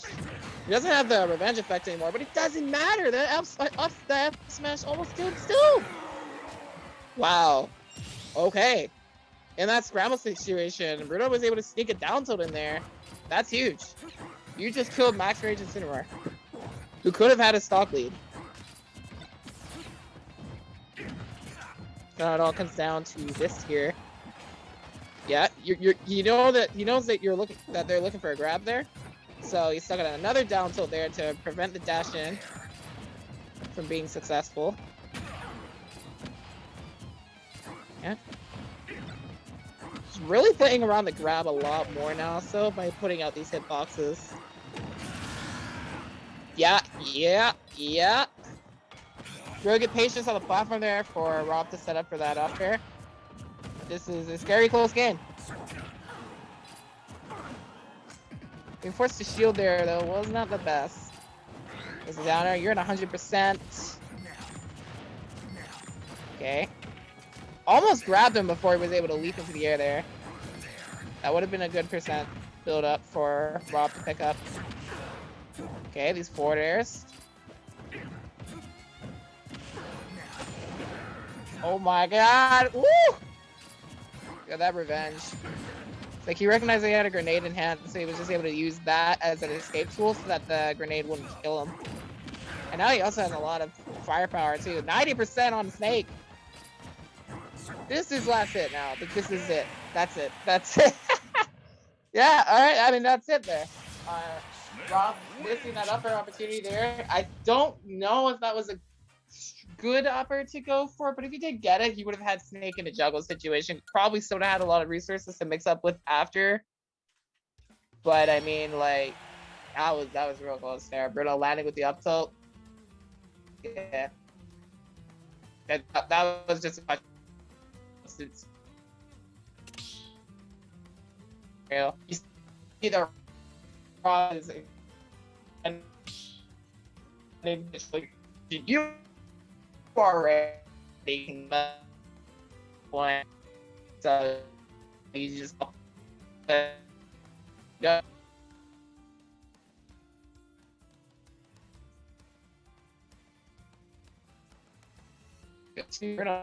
We just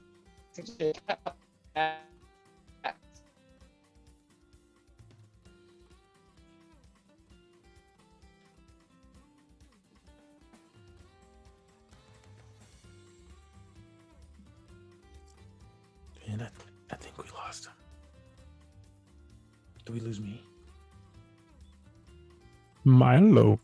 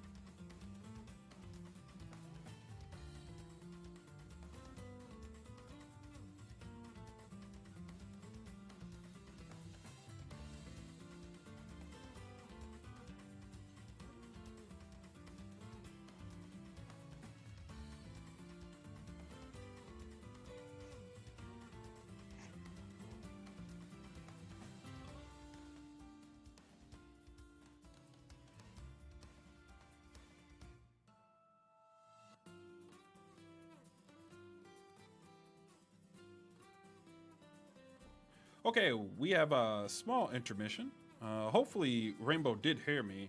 You know, I have a feeling I was muted this whole time. I'm scum.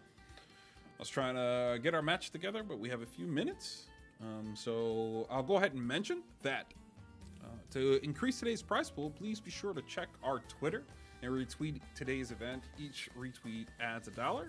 So nice, easy, and free. Just a little bit of engagement will increase today's prize pool. Yeah.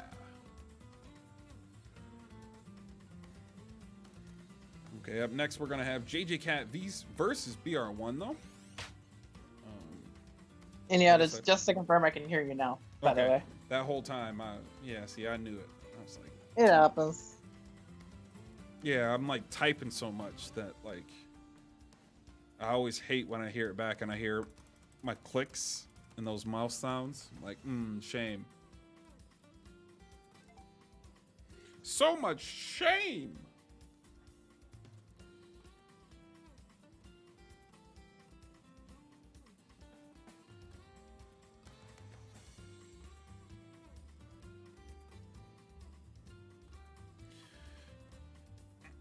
Just a few moments.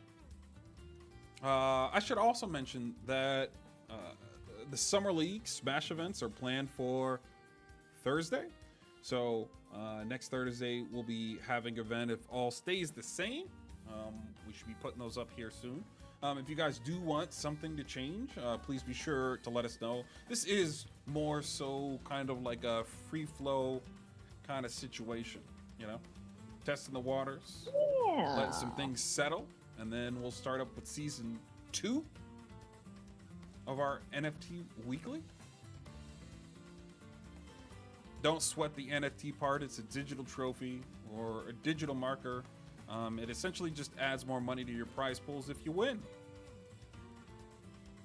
They're free to hold. It doesn't cost you anything. We'll take that on. I think it costs cents to start your account, so if you don't have one already, I think it's a few cents. I know it varies, so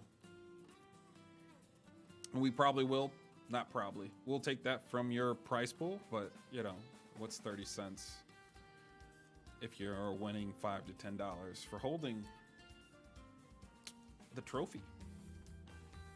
As well as team incentives like this summer. Wouldn't Yes. it be nice if you had that? I don't know. I'm making stuff as rewards. I'm like, you know what would be nice as a reward? You know what I would like? That would be dope. And I'm like, yep, that's going to happen. Then. We're evolving. We're changing as we go.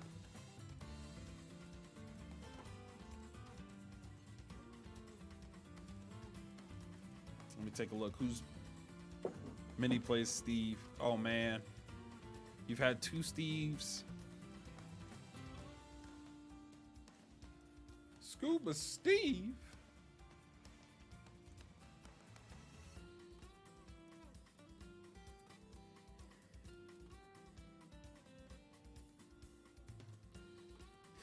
I can change the music, man.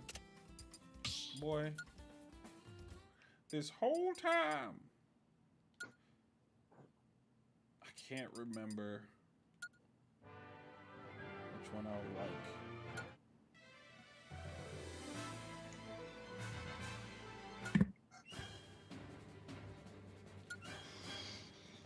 This is like one of the most sampled songs ever.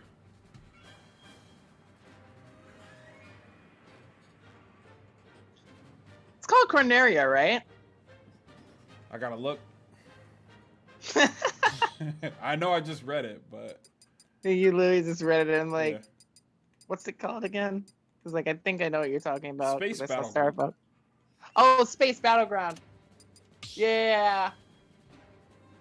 Actually, I don't think this is a song I'm thinking of.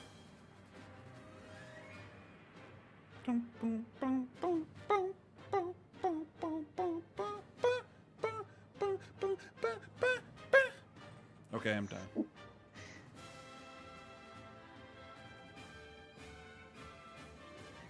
Yeah, because like the song that I was thinking of initially, I was definitely thinking of that song that's in what was it? The Leffen, or not the, oh my god, it's in like that one of Chillin's raps. Yeah, the rap he did before his money match with Leffen, that's the one. I think know what that song one's it is? Corneria. I think that one's Corneria, but I don't remember. Then this one. This here? Is it dun dun dun dun dun dun dun dun? Is it that one? That's the one I just played, I think. The one's like. Is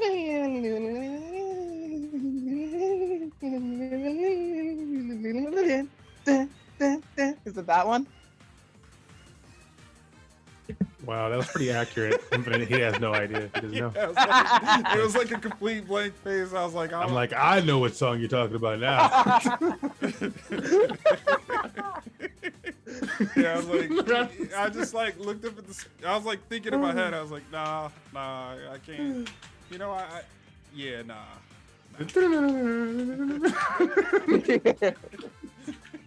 Oh, I know this song. Oh yes, I know exactly where you're going. You're not lawful. Okay, we'll try another one. Right. It's this one. Okay, you're talking about Star Rock. Oh. Okay, I'm like. Oh, did they change the name of that song? That might be why I didn't remember it. Oh yeah, the song you were probably listening to was Corneria Brawl. That's why, because they changed that one as well. I was like, what the heck? Yeah, it all makes sense now. That you threw me for a loop, but now obviously I can hear the reference. All right.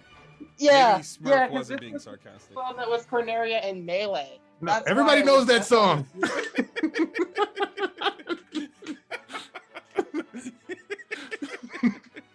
Awesome. You know? Yeah. I do have a little bit of a way of manipulating music Oh, to thank make you for it that sound follow. like music. I appreciate it. Oh, man. Yeah. For some reason, that was the only thing I remember from that song. Will it be a top 8 graphic? No, I don't think so. You don't know that. That I know, actually. You don't know That's part that. of that song, too. He's just saying stuff. He doesn't know. I am just saying that, but you know, at the moment, you know, we haven't been making very many. Well, you haven't been making very many. No, busy man. What's to do? COVID in my life. Yeah, consider that. Yes. Okay, we have our match. BR1 versus JJ Cat. Let's get it on. 1, go! If I remember correctly, I think these two played the last event we had. So I'm just gonna go ahead and give that a look. PG stats? I think it actually is just PG stats. I don't remember. We'll figure it out. Yeah, I think it is. Okay, but in any case, right now, yeah, we got the battles. We got the battles here at the Summer League. Oh my god, that movement. That movement, though. Really nice backcutter. Yep. You know, so that get-up attack. That was a get-up attack. That was a get-up attack. Okay. I mean, JJ's still pretty confident in what they're doing here, for the most part. So they're still controlling most of this. I'm surprised you did it again and the grenade didn't blow up on your leg. I thought the grenade would blow up after the invincibility ran out. I guess I'm not right on that one. Must have been just the way you spaced it. Okay. Wow, ledge trapping on Battlefield is different against Tank when you're Samus. Oh my gosh. It's like that platform just allows them to cover so much space safely.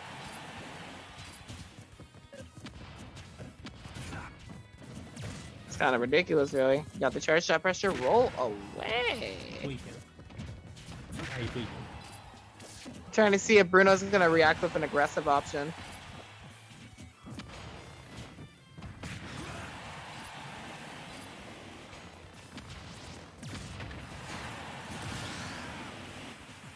Got the charge shot snipes.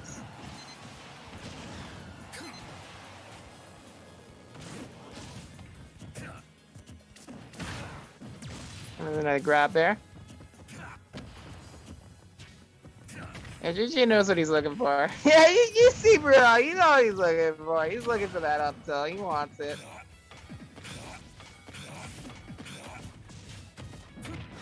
Gotta give it something else. I do like how he trapped that jump air dodge off the ledge like that. That was really good with the back air there.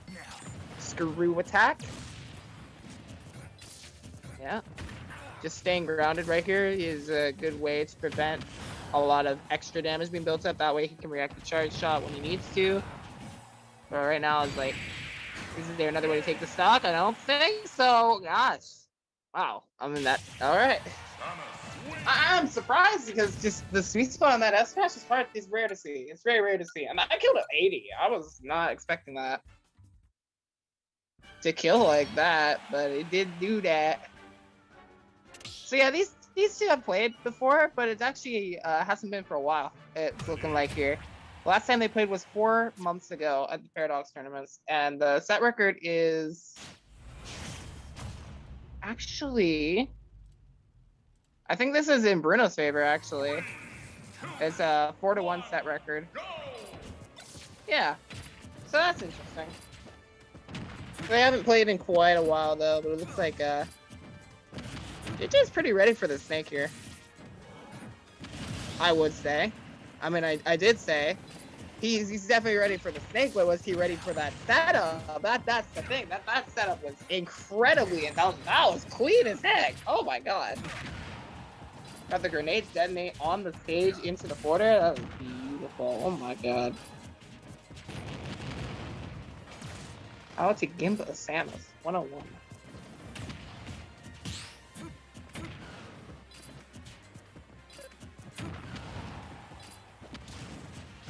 Yeah, I don't like making early calls, but this is kind of looking like we're gonna be going to game 3 in this set for sure right now. It's like, yee, Bro is playing very nice. I don't think I've ever seen somebody get hit by the rocket launcher from that hitbox. That was a lot. Oh, this is a lot, man. This is Bruno's stage now. That's why he counterpicked back here. And we know this. We know that Bruno is very comfortable on Battlefield 2 from past sets that we've seen. So it's really no surprise that he's able to take advantage of the stage to his own benefit. And JJ getting that backer there. Oh, run up. Run up. Where you going? Well, we know you're going to roll away. Okay, a little down throw action.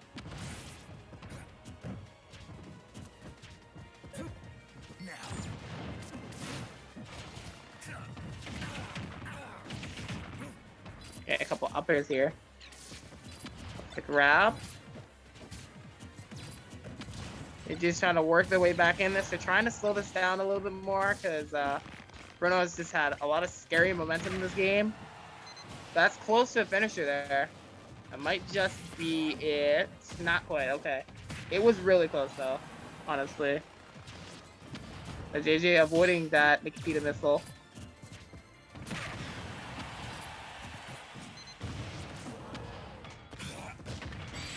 Oh my god. That ledge was assaulted by missiles there. My gosh. That was such a smart use of Nikita too. They had it hover in a way where it was just gonna fall on the neutral position. I've never seen a snake do that with Nikita before, and I think that was such a smart way to cover options, because then they could play from the roll distance and cover options as well. So they put up that up smash. It was just so much firepower that there was just no way JJ was gonna get away with a neutral. They did it. They tried it anyway, and Bruno finished it out that way. Headed to the good old FB to finish this out. No more games. Mano y mano. F. Burst me. Okay.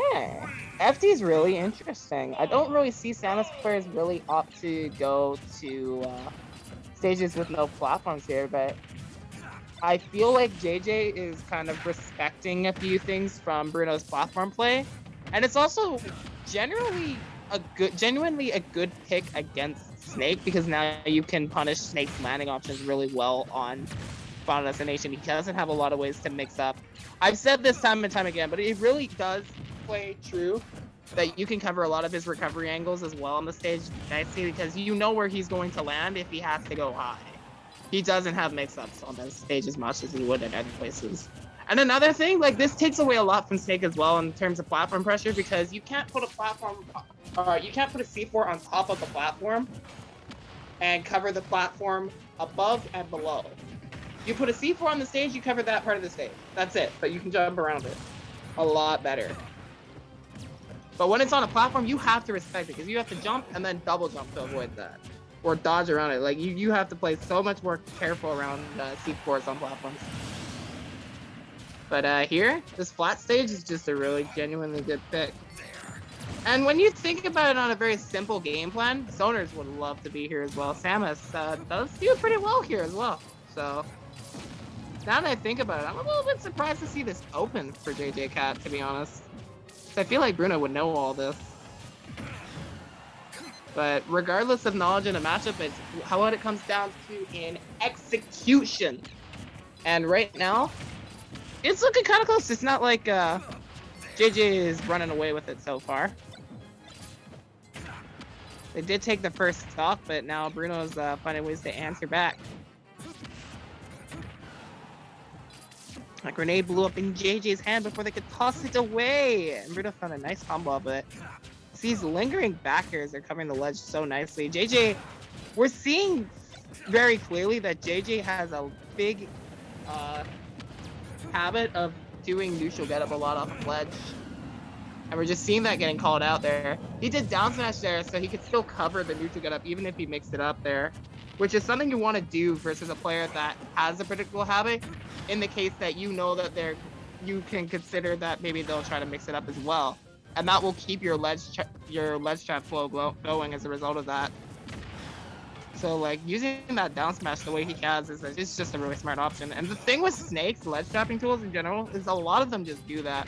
We saw in the last game how up smash would cover neutral, but would it also cover a jump as well.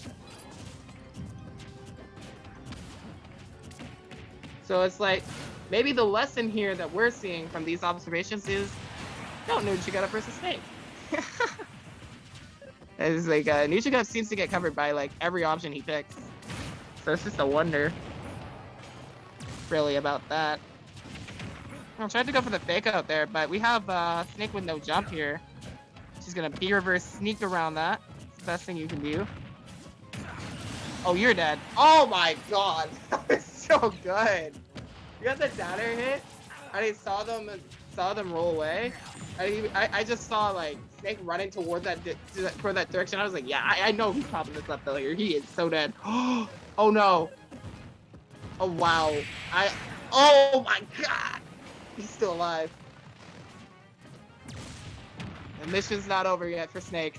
Nah, he's still kicking. Definitely looking really close to finished on the life meter though here. Samus's bounty might be complete. Is that missile fire? Oh no way! Not like that! That's insane! Oh, the charge shot actually did enough damage to knock him off the Cypher without hitting him! Why? Oh, wow. Wow. You can't win them all. Like, I thought we were going to see some explosive finish. That was not what I was expecting to see. Really well timed on that, though.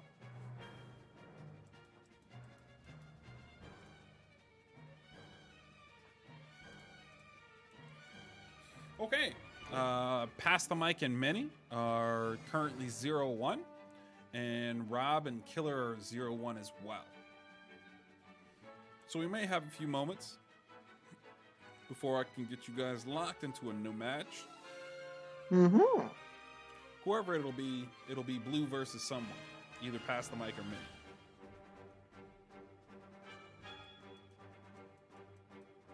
So thank for everybody who stuck with us through the tournament start GG complications. But we are currently underway, on our way, and still at it. Appreciate it all.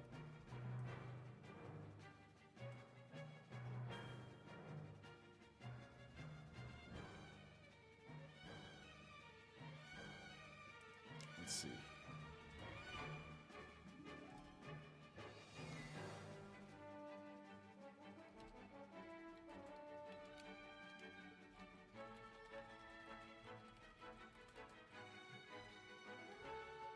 I said first place, but I really mean grand finals.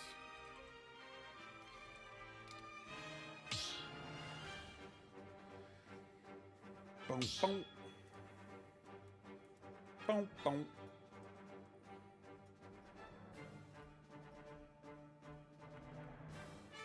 Okay, I'll bring it up one more time. I believe we have 11 retweets, which brings today's prize pool to $11.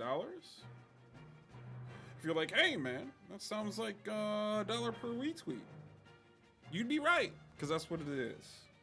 So if you want to raise today's prize pool, just to raise awareness for our event by retweeting, and you know, just like that, you raise the prize pool all the way up to $100. Easy peasy.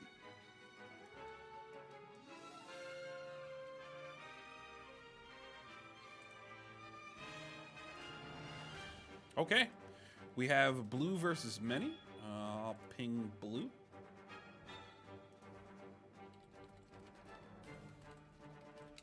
You guys will be on stream. Let me get that ID information for you. Hello, hello. All right, blue versus many.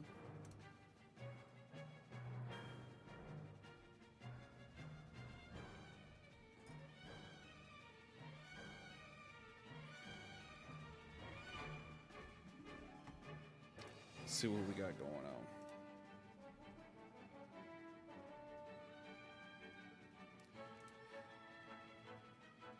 Take That it to do the be the update there. Summer League update. You know, little Summer League. I even want to remove the capture. Nope, wrong one. I like the art in the background there. How it kind of looks like a blend of Battlefield with like the vaporwave aesthetic. Yeah, it's really nice. Smurf's really good at that. Why can't I remember how to remove? It's really well animated too, honestly. Oh, that's why.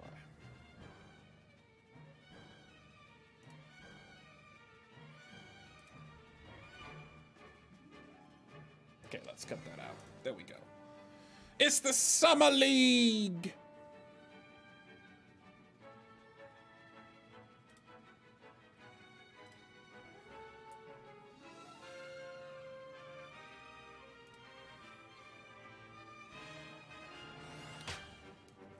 We have blue. Just waiting on many. We got Can Masters.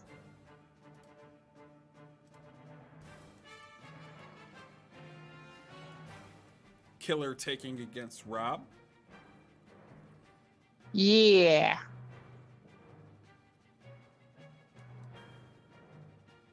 Very nice 5th place from Rob, though, for sure.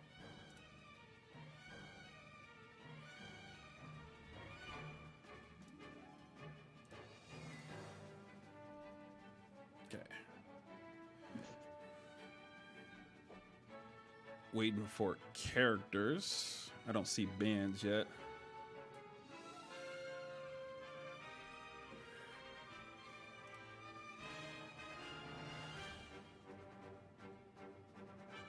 Seeing half blue, I guess we're waiting on mini.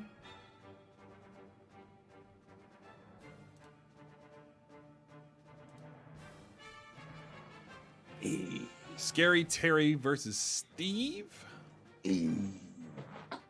Oh, Terry Bogard. Is that what we have?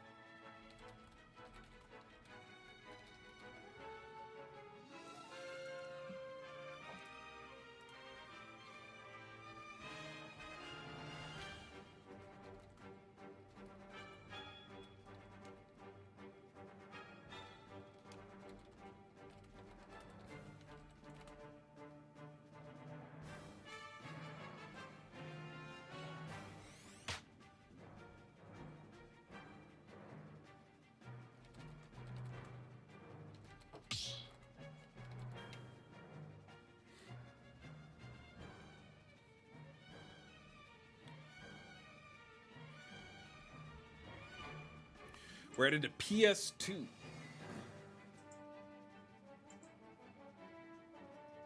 Mm-hmm. Mm-hmm. Yep. I know that's right.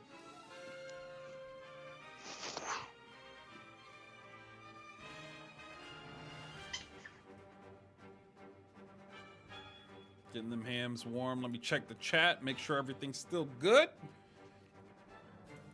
We'll get the game underway here shortly.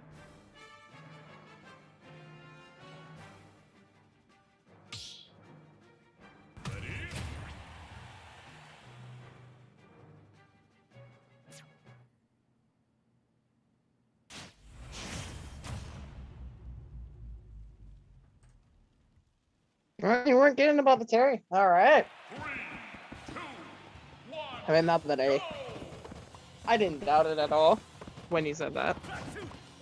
It's just it's kind of expecting them to stick with the Ken here, but I mean, it's not a bad thing. I feel like people who play FGC characters, if they have a secondary, it's probably another FGC character. I mean, you see that from Riddles. I think that's like the best example of it. I meant Vendetta is another good example, actually. Vendetta, I'm pretty sure at this point mains Ryu, but also has a Ken and a Terry as well, I think. It's been a while since I've seen Vendetta. Things might have changed. But yeah, we got Blue S here up against Manny. A familiar player to MMG. Historically, did very well in the first event that we saw them in, winning from a solid run.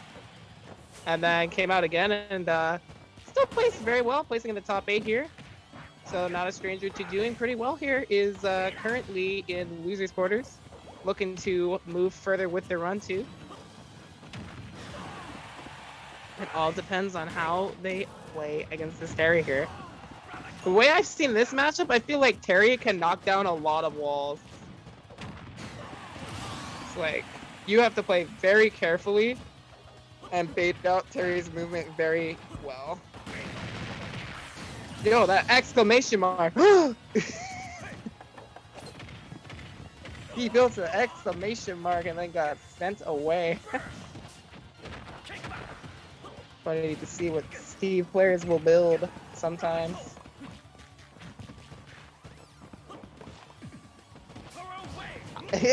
Very complex structures that Mini is building there, but I kind of like it, honestly. You kind of have to be creative with the way you set up walls versus some characters, because some characters will have it a lot easier to break down certain sets of walls. In the case of Terry, this character will easily blow through one block tall walls, whereas if you put more wide, if you put more along the side horizontally, it'll be a bit harder to break through everything. And he'll be put into hit lag on the block a lot easier, leaving him very vulnerable to be punished. This diamond is doing too much work, dude. That's what it does, though. You hit by one up air, and you're gonna take a lot of percent from this character. The same goes if you get hit by one up, so you get anti-air, you're gonna take that damage. And that's it! Yeah, that's it. It felt like Manny knew they were gonna go there, too. It was like that punish was ready for the power dunk. Clean. Crafting another W. That's what Steve does.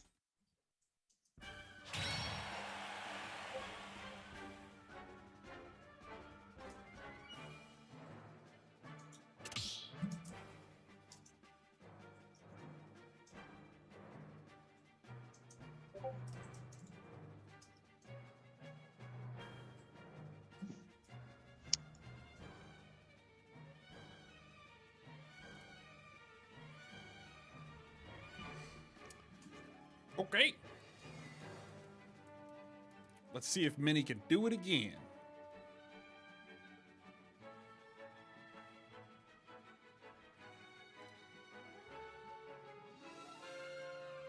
Oh, Lincoln tweet. Man.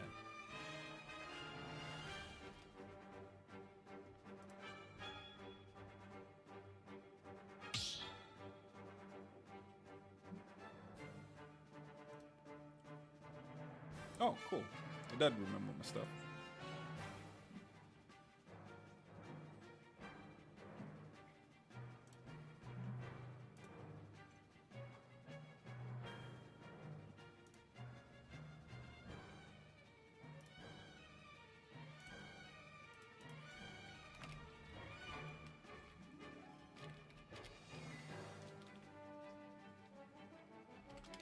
There we go.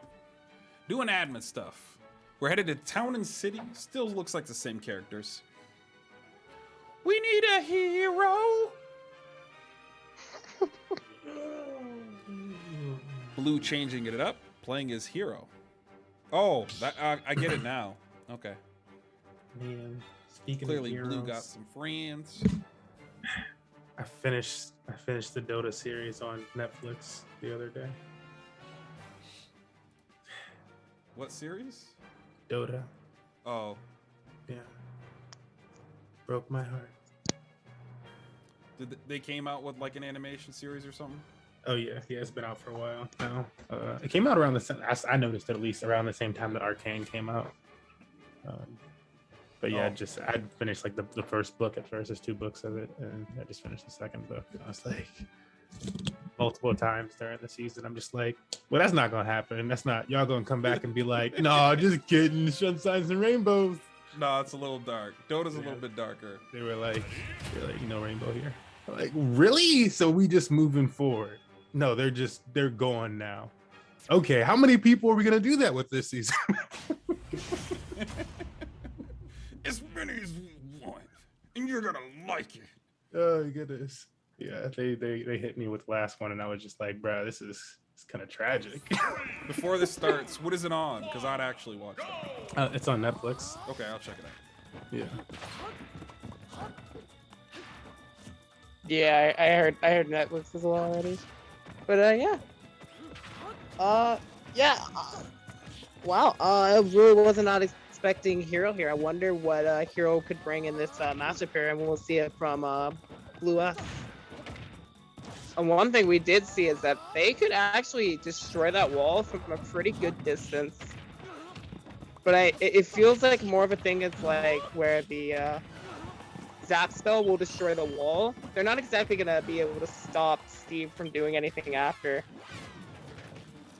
But we'll see. It kind of feels like I haven't seen this a lot from Mani, but like their block setups seem a lot more calculated here. That they like are practicing like all these different ways to use blocks for their benefits. Like the one thing that I remembered from Mani in particular when it came to blocks is they would do a minecart and then place a block down, one block without like extra blocks. It definitely feels very matchup dependent. Like no. You know, no. Why am I talking so calm about a character that could do that? Excuse me? That combo was illegal. Are you serious? There's no way that comboed into forward smash. What? That was disgusting. Don't challenge him. He'll do it again. He's a madman. He doesn't care. Do you have anything? He built a Waluigi out. He put you in the funhouse.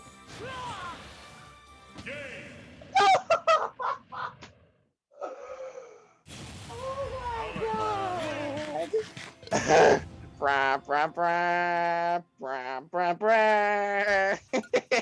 Ooh, playing taps on him.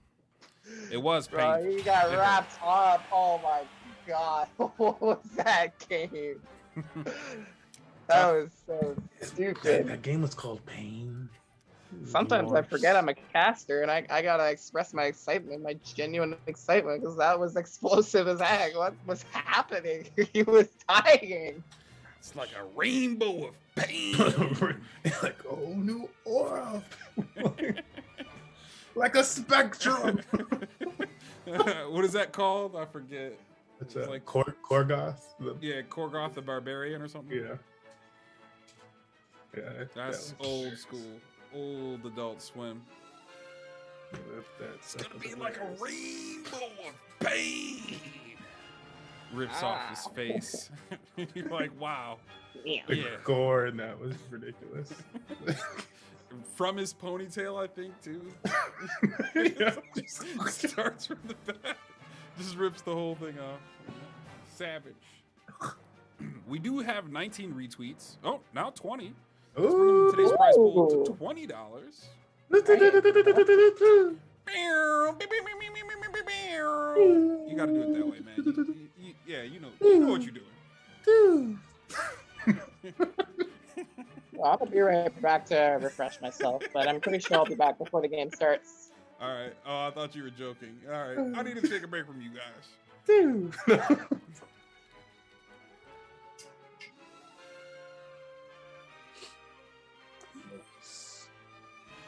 Nice. Just because, you know, I don't even know what that's called. The like foghorn thing. An air horn? It's not Those are. Think you're referring to an air horn? The noise like, maker. like That- that's called something specific. An air horn.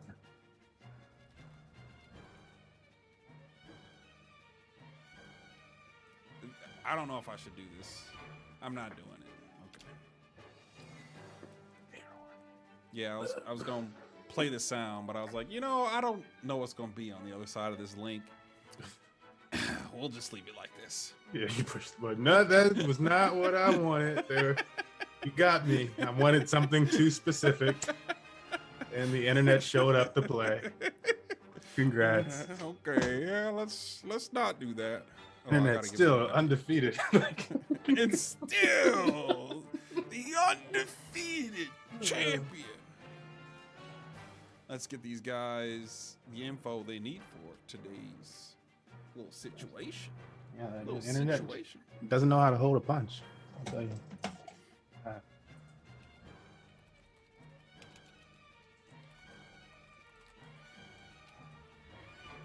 Okie dokie. Man, I gotta figure out how to. Maybe you can get Amazon Prime, like the video thing, on your Xbox. My I gotta Xbox watch died. the boys. I gotta see the boys, bro. Your Xbox died. Yep. Did you still have like the original 360 one? Yeah, this is Oh, 10 years okay. old. Yeah. So, So- I'm like, mine good. My normal 360 is just one that I got off of. Like, was it Craigslist? Was it Craigslist? It was either that or Facebook. Maybe it wasn't Facebook. I don't know, but it was for the cheap. it was for the cheapies. But I did recently this year. I purchased a newer little that white daddy with the little dot and got that thing in here. It's working for me. It's nice. But now my Xbox is just like the designator projector player. Like we just use it. It's like a Roku that also has video games. And that most people. Yeah. Oh, I'm like, this is the best decision because we really don't use like a TV, like a large TV like that. I'm like, why not just have a projector? Make it as large as we want. Not pay for the heavy TV. Not pay for the heavy TV. Not like Evan. I think he got. Oh, like he be a- having big ones, yeah, bro. he had What's like wrong a with? 90 Yeah, I inch don't- lately. I don't think we'll ever go back. I don't think we'll ever go back to TVs after, because what we have in the front of our living room now? We have a pull down screen for the projector in case we want to take it out to the living room. We're like, we'll just pull it down. Otherwise, we just shoot it on the wall. It's like, no, it's got good quality. Yeah, if you're watching during the daytime and the light is beaming right through the window, you're not going to have the best time in dark scenes. Well, let's, put something up. But otherwise, Well, just put something up, yeah, you can't have, I mean, it's the same thing gonna happen with the TV though. You're like, I got glare all over it and stuff like that. Like, yeah, in that situation, it's not God. it's a projector, buddy. So it won't handle those issues for you. Y'all getting them retweets up. We're already up to 25. Somebody out there campaigning. Who out there campaigning like that? He said, do it. Look, somebody gonna be like, yo, I'm about to win this. Do you love me or not? Do you love me or not? Get in there. Because I feel a lot of spite on my back right now. Well, we appreciate it. Get the word out. There'll be one next week. Yeah, I'm gonna have to go grab these. See a man about a burger real quick. Oh, next week you say? Door. Yes. Oh, it's 2 weeks. It's 2 weeks. Oh, it's 2 weeks. Sorry. Yeah. I'm wrong. Yeah, You jumping the about gun. to say, was this one popular enough that we got another one next week now? That'd be hype. And the old weekly vibes back. Potential, like there will be an opportunity. Like the way the schedule works for the summer is, without looking at it, it's every other week to begin. It's Smash Bros, and then the other week on a Wednesday. So we will have a weekly event, but it won't be Smash Bros every week. So Smash Bros is going to be every other week, and then the weeks in between are Gods Unchained tournaments, and then we'll begin doing community voting for those that have season passes or those that have our trophy, or not the trophies, the DAO NFTs. So there's going to be like a DAO voting system, and those people will be able to vote on different games in the system for the Wednesday night, the opposite night of, and it'll basically make it so we have two events a week then at that point. But every Wednesday and Thursday, it'll be either Smash Bros and some other Web3 game, or Gods Unchained and some other game like Mario Kart or whatchamacallit, Mario Strikers. I was like, Mario FC? It's Mario FC? No, they don't. That's not how the name goes. Mario Strikers or whatever Mario have you. Yeah, but like other games or maybe Mortal Kombat, Fighter Z, it's up to y'all. It'll be community voted on those ones. So it just switches. Oh, or multiverses. That was another thing. I was like, people might be like, yo, it's multiverses time. It's ready. Yeah. Yes. I even pulled up the tweet. I was like, I know it's somewhere. Yeah, let me go click that. Few announcements. It's on Twitter, our Instagram stories, in the Discord if you're looking for the image of that schedule. And it's one version has it very calendar looking, and the other one is a little bit more text written. I grabbed the calendar one. Yeah, okay, gotcha. All right, so we're down to the final four in this bracket here. We've got Maney continuing on along against Killer here now. So went through one easy player, honestly, kind of easily at that. And now we're up against the one we all know, one we know well usually, is this Sonic player here. It feels like this matchup could be a little bit more slow-paced here, just because of the nature of these characters. Not necessarily just because of the nature of these characters, but more so how they would fight against each other in general. It feels like Maney is very comfortable with setting up traps to bait Sonic's approach game here, and it's already working to some pretty solid effect here too. These homing attacks though, pretty smart, recognizing times when Maney is mining a little bit too much. You do have a bit of the cooldown when you start mining, so you can find an opening that way.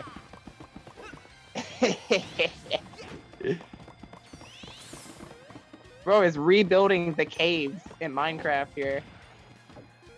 Oh wow, that actually goes through the F-Special. I did not know that. Like that is interesting. Okay. First not gonna go to Maney there, the clunk of that. Doing his work. Oh my. Okay, I got the rebound hit. That was nice.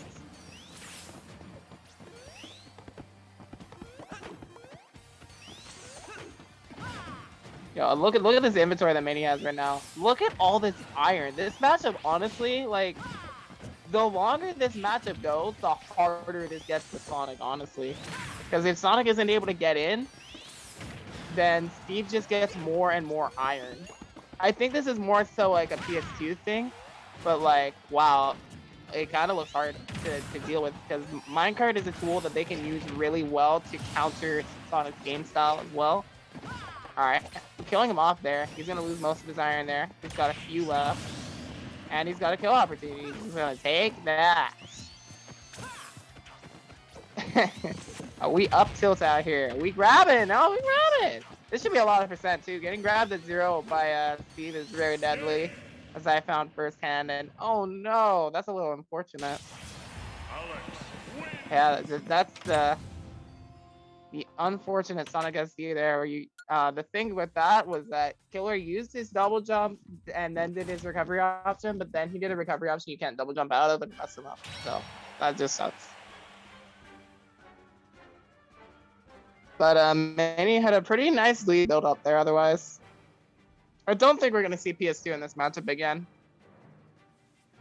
Let us see. Let us see. There are some madmen out there.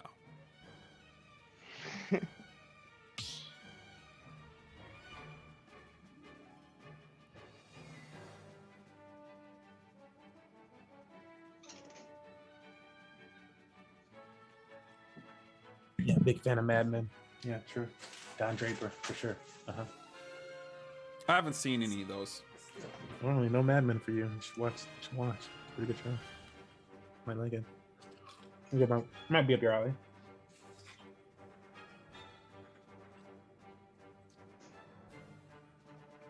Don Draper. That's actually what my personal Twitter says that I can't get into right now. It doesn't have my name on it. It has Don Draper, like some fake, because he's like, you find out he's like doing stuff or whatever. So I made it Don Draper. He's a marketer. Town and city.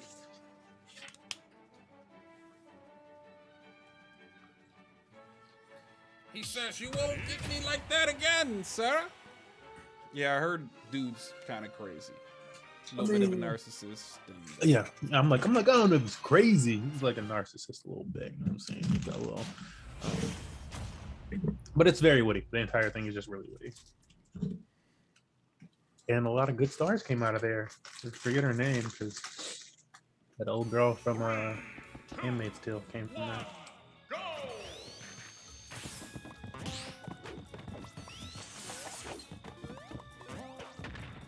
Man, he really be setting up shop. Yeah, I mean, like this matchup is like really weird to learn. Honestly, I feel like more so from the Sonic side. So I feel like if I were to think of this and put myself in the shoes of the Sonic player, I would probably want a smaller stage just to make it so that Steve has less space to run away with. So I would probably like to see something more like Battlefield or Small Battlefield here. But Town and City isn't necessarily a bad pick here, in the sense that the materials that Steve is going to get from mining are going to be less potent. You saw in PS2 how much iron he was getting from the lips of the stage there. You're not going to see that here. And it's honestly smart that Killer doesn't take him to Kalos either, because that will also give him more access to iron as well for the stages that are legal here. But like, you see that inventory right now? That's just all wood, baby. All that wood. And that's a much less malleable material to work with. One of his weakest materials to work with. Probably only stronger than the dirt. So you'll get through the wall a lot easier with that.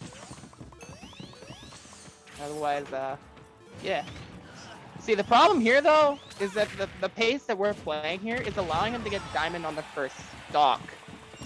And he is just outplaying Killer's movement really well. He put the ammo right where he was going to go. And he was able to get the stock off of that. But that up smash, that was actually really good. It's a good option there because of the minecart. It's just going to linger on it. How did he get more damage with just the wood off of his 0% graph? That's insane. The Steve players just choose to mess up their execution sometimes. That's crazy.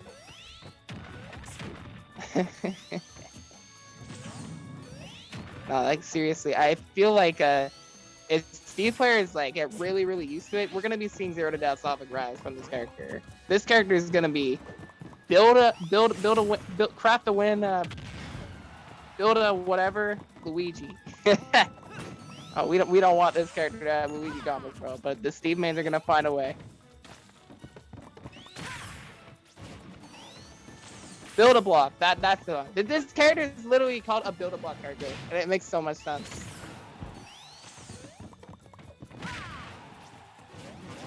Okay. Using a lot of iron just to get back here. And because his inventory is low, the iron was also forced out of his inventory to build that wall there. Now watch out for those mine carts, though. Definitely the move MVP of like recent Smash history is, to my surprise, minecart has been such a big deal still in the meta that people just aren't ready to play around it yet. But it just has so much utility. It is a very, very good move in its own right and how it works. So I don't entirely disagree with the sentiment that people have about it. Man, this is close though right now. It's almost like Steve having Diamond here doesn't really matter all that much. Like, the threat of him taking the stock is still there, because then he has that Diamond to keep going with. But like, now the Diamond is gone. He didn't have another Diamond in pocket, so he didn't have a plan B set up here. Which sometimes Steve players do want to play around that. Manny doesn't really commit super hard to the camp game that some Steve players could do. And like, in a matchup like this, it would be understandable if he just kept running away to get more Diamond. But with gold here, this will help him catch back up the speed to what he needs. It will break pretty quickly though. He's got the Diamond, which that's basically what gold's purpose is there for. Fast frame did a really good combos, and quicker mining is all like really, really helpful stuff.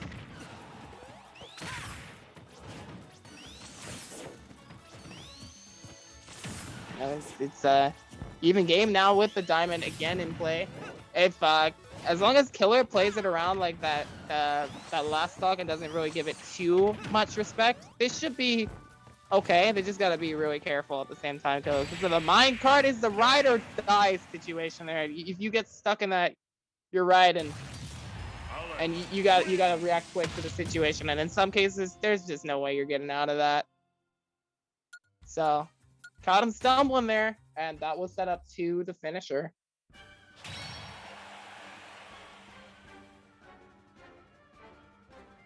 You are now watching Summer League. Summer League. I actually liked the first part. The second part was like, Wow. Wow. I'm just, yeah. Mm-hmm. Okay. All right. It's a reference. Okay. Okay. I see it. Okay, that'll bring us to our top 3. I can start this bracket. I'll speed it up a little bit. Nope, they did it. All right, just need to hit BR1 with the new information.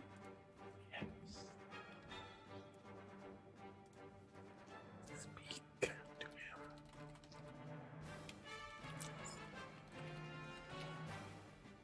Check it. Mm-hmm. Sure. I was ready to tell you, I got a. Yeah. These guys came by and they were like, yeah. So do you make desks? What's up? They didn't have that exact same verbiage, but pretty much how the conversation went. What else can you do? Exactly.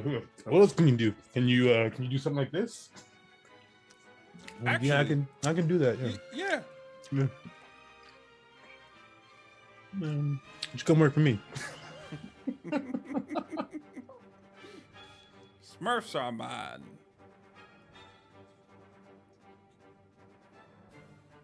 No, it's a cool conversation. Though. It was part of that conversation where I told you some people were like complimenting us on the events and stuff or whatever. Smurf, the blockchain visionary. We just be early, bro. Sometimes you're early to shit. It's whatever. Minnie's taking a small bathroom break. That's gonna make me bring up the retweets, which is at 29 currently. Oh, so that brings our prize pool to $29. Do we want to split that? Or is it Start at still that off at the point. first? I mean, I feel like we could split at that point. We used to split like at 20, 25 or whatever. Okay. Top 3 or top 2?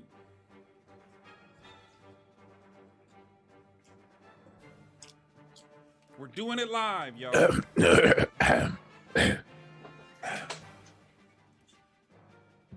And what do you figure? What are you inclined Top to 2. say? I figure you're gonna say that. Yeah. And then once it reaches the normal amount, so 35-ish, we do top 3. Yeah. So I think that's probably a 75-25 split, or maybe we can do 70-30. 70-30 sounds better. Let me do that percentage check real quick.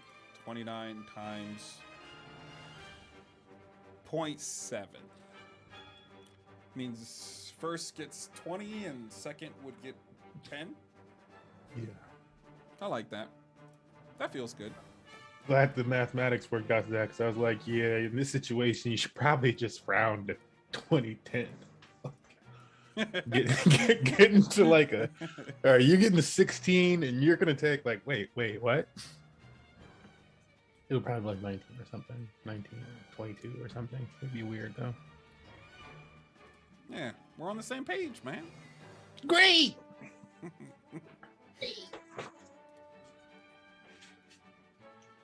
So the payouts now top 2. We got a small bathroom break from Manny. Let me take you to our good old start screen. You know, the Summer League. Summertime. Smack your wife. Wait, no, that's not how it happened.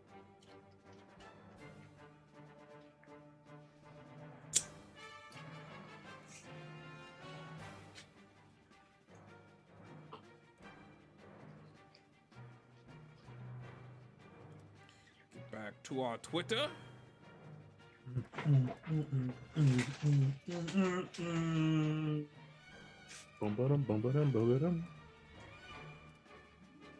Don't be afraid to tweet. Sam, one of y'all. See, that's the power of friendship, y'all. I fight for my friends.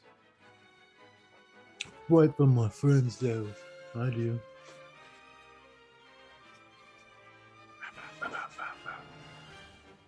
Let's bring it back to our waiting desk.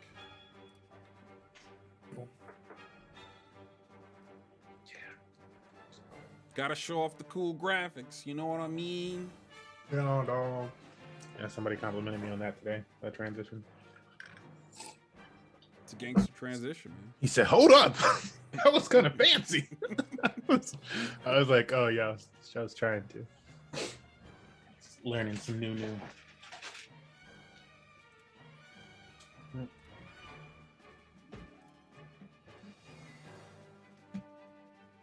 Oh, I gotta pick some different music. That's what I gotta do. Yeah, pick it up. And then the jam of the jam. This is my ultimate jam. Johnny P's cat? Yeah. Awesome! I actually don't know what song that is, though. You don't know the Johnny P's caddy?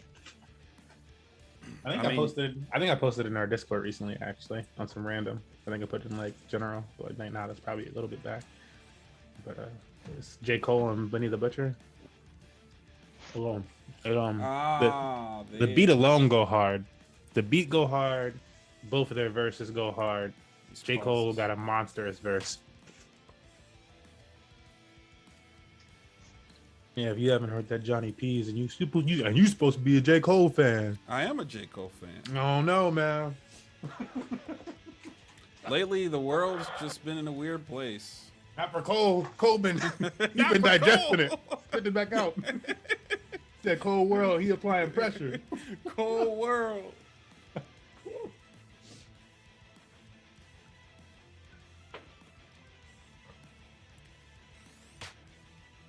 And you're like, I don't know, Cole been he even like laid some fire in the last 2 years.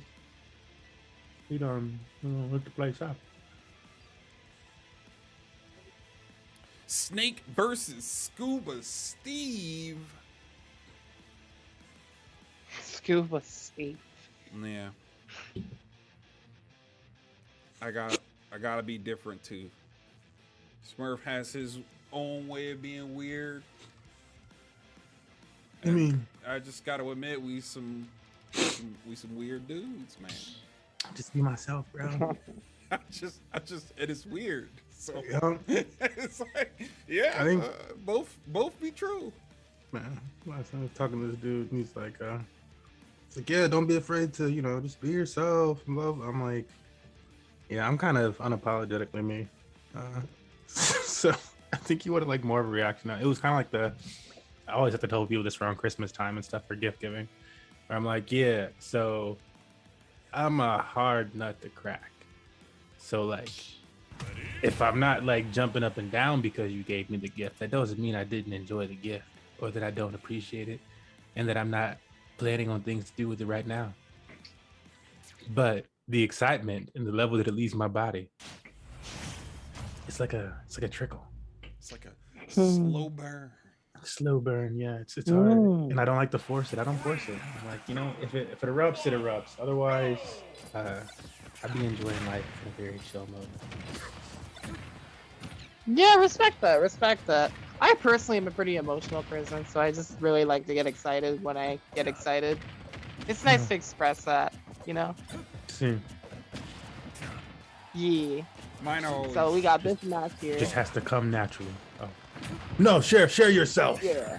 Share yourself with us, Yeah, brother. No. What you said there about like emotions coming naturally, that is so true to me. Like I might seem like to some people like I might be like a fake commentary that I hype stuff up. No, I'm genuinely just that excitable of a person, really. Like if you like get to know me, you'll know like I will like pop off from basically anything. If it makes me happy, it makes me happy. And anything that makes me laugh, I gotta make some kind of an emotion for that too, That's just the kind of person I am, and I love to express that on commentary. So that's the same for my nerdy and quirkiness, where it's anybody who knows me is like, no, that's him right there. That's the guy. He did it. He did it at my party. Yeah. Anyways, in this match here, this is quite an interesting match so far. Bruno's playing around this pretty nicely, actually. I like the idea of just laying down grenades near the blocks and then causing pressure from other angles. I feel like this is something very unique to Snake that Manny has to have, be ready to have answers for. Because this is just really creative counterplay to Steve here. And the other thing here, Bruno the position, bro. Like, can we come up with new nicknames for them? Like, I would like Bruno to be the physician for the rest of the match, and you can come up with whatever you want for Manny. I don't know yet. It's just... Yeah, I mean, like, if it breaks your shoulder, what can you do? Right? You just gonna... if he just kept crouching, that was gonna miss forever. I mean, like, he knows the Steve player. He knows that the Steve player is gonna pick it up if he gets up. So it's like, I gotta give him this. Gotta make that Steve get that dopamine rush from that up tilt hitting. But no, like what I was gonna say there is like from the counterplay we're seeing so far from Bruno, it's very well thought out, and like the thing that we can add on to that is that he also does have a secondary in Steve as well. So it's wise to say that he understands this character pretty well. But whether you understand a character or not comes down to who takes the final stock at the end of the day. Because like right now, Manny has that slight advantage built up there. And I would just like everybody to know that these are the two people that knocked me out. So I didn't go out on like little slouches or nothing. It was like I was really good today. Oh shit! Okay, he's building skyblocks to come and smash you.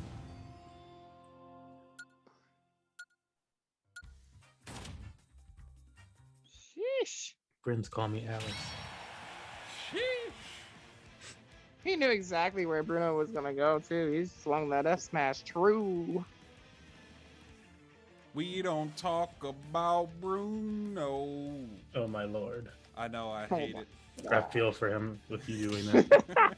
I'm like being one who also grew up with a name associated with animation. Yeah. I'm Mr. like, oh Chipmunk. Lord. Yeah, every time I meet somebody, I'm like, okay. Oh, you funny. Damn. Let me show you how funny that is. I'm gonna laugh for 5 minutes. That's what you wanted, right? I mean, mine was always Lance Pants. Like, you know, there was I got a fair amount.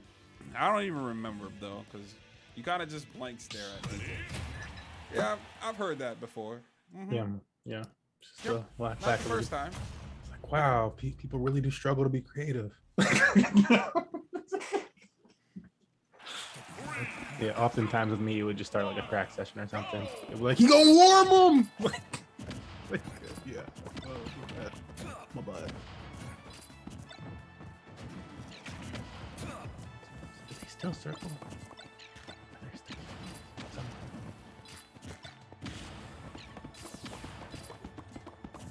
Yeah, over under on this match here though.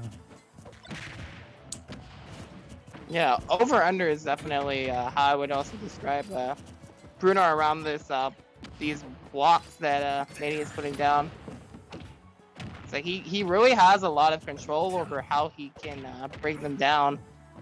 I think the thing that he might be having the trouble with right now is like the close combat here. I think against Steve, you don't really want to fight Steve up close to Snake, because he's going to win in the frame data a lot of the time. So like the best thing that Bruno would want to do in that situation is more so use his range to his advantage there. So just spam the crap out of him. Yeah, like just spam me. I wouldn't say that necessarily. The way that he likes to play close quarters, I think it's like going to reward him if he like just spaces out his aerials. Because he does like to use those in his play, and it's not a bad thing. I can't believe. And you're suggesting Bruno Are you space out those kidding? aerials? Yeah. Bro, Steve. what is Steve, dude? What the heck?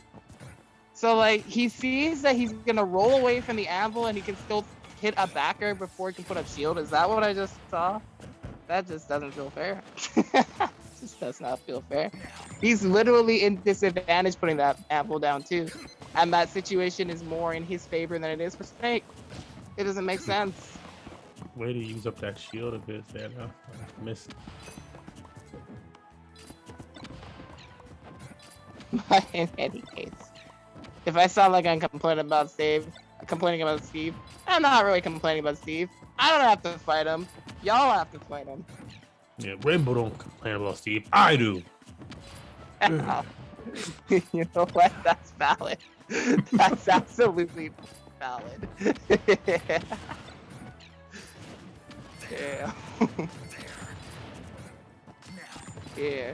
Right now, Bruno's trying to play this a little bit more slow. I like the pacing adjustment here because, like, the moment that Steve gets in, it's kind of looking rough. And then he actually got out of that combo fairly early there and punished his greed there. So that was actually a pretty good situation for Bruno to take advantage of. Because otherwise, he was going to take a lot of damage there. Like, he still is here because he had another diamond in pocket after dying, and he was allowed to get to his crafting table to build it. And now this is crazy. Okay, so that's a thing to note. In the Steve matchup, you probably don't want to do shield into grenade below Steve's anvil because it's gonna blow up the grenade, anyways, and it still pokes your shield regardless. So you're kind of like not really doing anything good for you there. It doesn't knock away Steve there. Kind of a weird situation there. It feels like Bruno's kind of figuring out that situation as we go, really. Oh, I like the attempt. I respect the attempt there, okay? Like, it wasn't just a raw up tilt. He tried to do an empty hop there and try to bait him out with it. Okay, got the backer there. That's almost it. Yeah, I feel like the slow game plan from Bruno is definitely really good. Because, like, that was the problem with game one, is he was rushing it a little bit too much. He's putting himself just too close to Steve, really.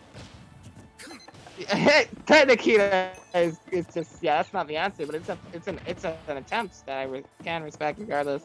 It feels like, do you see that structure they built, like the Waluigi L with the 2 blocks above it there? It feels like that structure there in particular is just like designed as counterplay against Nikita. It's like, that's like thought out counterplay. Bro, look at this. All I am seeing with this matchup right now You're not gonna unsee it when I describe it to you. It's that scene from Family Guy of Peter Griffin throwing these nukes at a barn house with a bunch of farmers in it or whatever they were, and then they just rebuild the house. Then he nukes it again. They rebuild the house again. That's what this matchup is, and I can't unsee it anymore. It's really, oh my god! You can't break down this wall with all these explosions. It's crazy.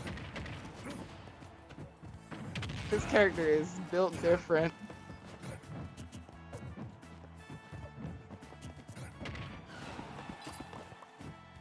And there's the backer coming through as well. If we don't find the stock now, meow. That's right. Okay. Not completely out of it. Okay. Oh, he actually got the grenade on him there. I think he might have caught it by accident. Not sure, but he picked up a nice pickup there. It's not completely out of it there. That grenade getting him out of another situation there, giving him some space, probably an opportunity. See what we got. Oh, the block broke because he backered the block. And because of that, it also made the backer linger, so it would guarantee the hit. Hang on, you're really low. Okay, that was a scary situation there. Oh wow, no, he actually brought that back. Nice. Like I saw it in the way that Bruno was playing. I was in my head. I was thinking he could probably take this game because he's playing it really carefully. Even with all the little tricks on Steve right there, that ending sequence was really well played. So he was able to work around it. And we have another 1-1 situation here when it almost looked like maybe he was just going to take it 2-0 and clean up.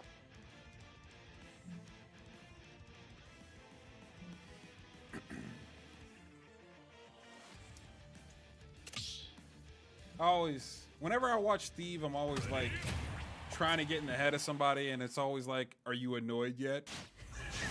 Like that's the only thing I hear in my head. Are you mad yet? Are you? 3, 2, 1, go!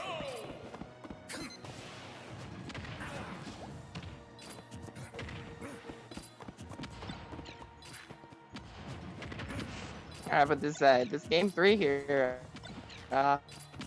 it's like it feels just like, to many perhaps it might be a mystery as to how that was taken away from him, but I mean Bruno played the pacing game really well. He slowed down his play and it really worked out there. In this case here, the early material with all this dirt is going to be blown up really easily, so burning through this will just give him access to, it won't give him access to building anything here. So like Bruno putting this pressure early on is good, I think. The only problem here is it looks like he already has diamond. Why does he already have diamond? What the heck? How did he get diamond so fast? Well, that's the last of the dirt blocks, so I don't think we're going to be seeing that still spawning on this stage much anymore. So he'll be getting stronger durability from here on out. And we've noticed how it's been interacting with the stone blocks there. Those stone blocks are actually causing quite a bit of a problem against a lot of the setups that Bruno has been attempting against his defenses. So we're already fighting the level 5. We're already fighting the level 50 boss here, and it's like a minute and a half into the game on the first stock. And he has a, does he have another diamond in pocket too? Is that what I'm seeing? There's no way. How is he getting all of this? Yeah, Manny's playing different this game. That's what it is. He's actually doing it. He's actually doing what I said. He's actually just camping. He's getting so much material.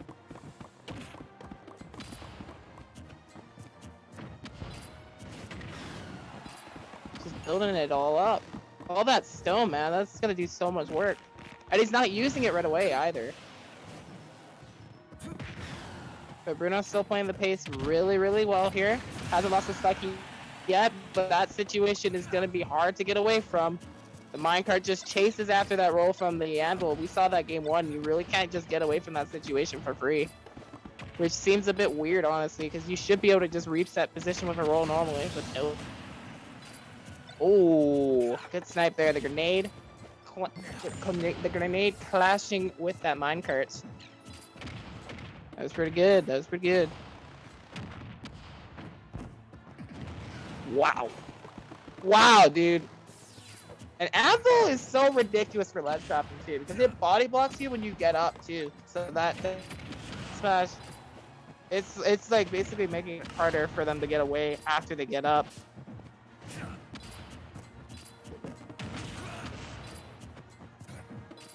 Yeah, Maney is just putting on the pressure on this stock. Like now, it's like, does he just have everything he needs? Wait, hang on, he's used everything. I don't know about that resource management, actually. In a moment there, it looked like he had a full inventory, and now it's empty? Oh, wow, he actually got out of that. I thought that second hit was going to cover the roll. But regardless, he still cleans up, gets the stock. Time to mine again. A refresher on the diamond there, because it was kind of running low there. I don't know if I would agree with necessarily doing that though. In the situation, Maney would probably have been better to just save the diamond for the next stock. Because now if Bruno is able to take this stock earlier than the first stock, he's in a really good spot. Which is why Maney is going to make the most of this stock while he can. That's already 69%. Okay, watch the C4 on the right of the left platform. Keep that in mind. Or you don't have to, really. That actually didn't play any factor there at all. You just blew it up and reset the C4 on the left platform now.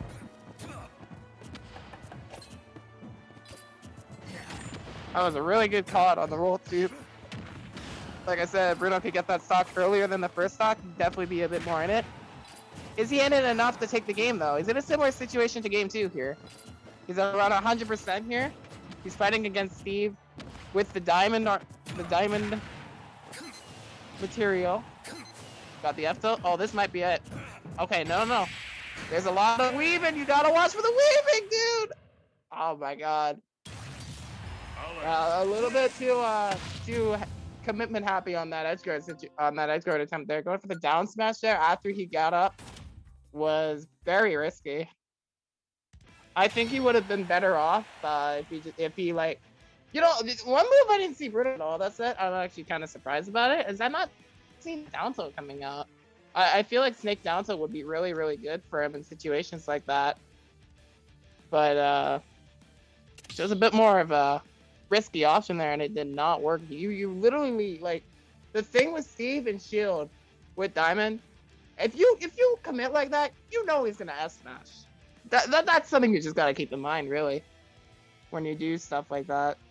And that cost Bruno, 'cause otherwise his pacing was looking good to win that game too. But just messed up with that there, and that's sealed his fate.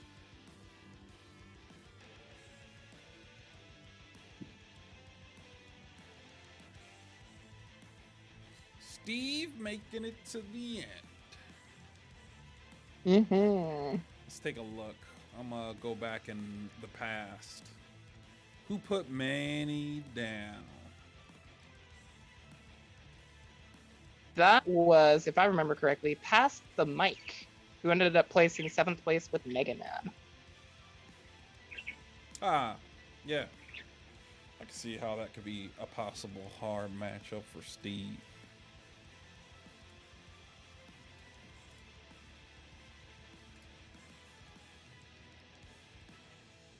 I'm not sure. Oh, he didn't play Steve. No, I don't think he played Steve in winners.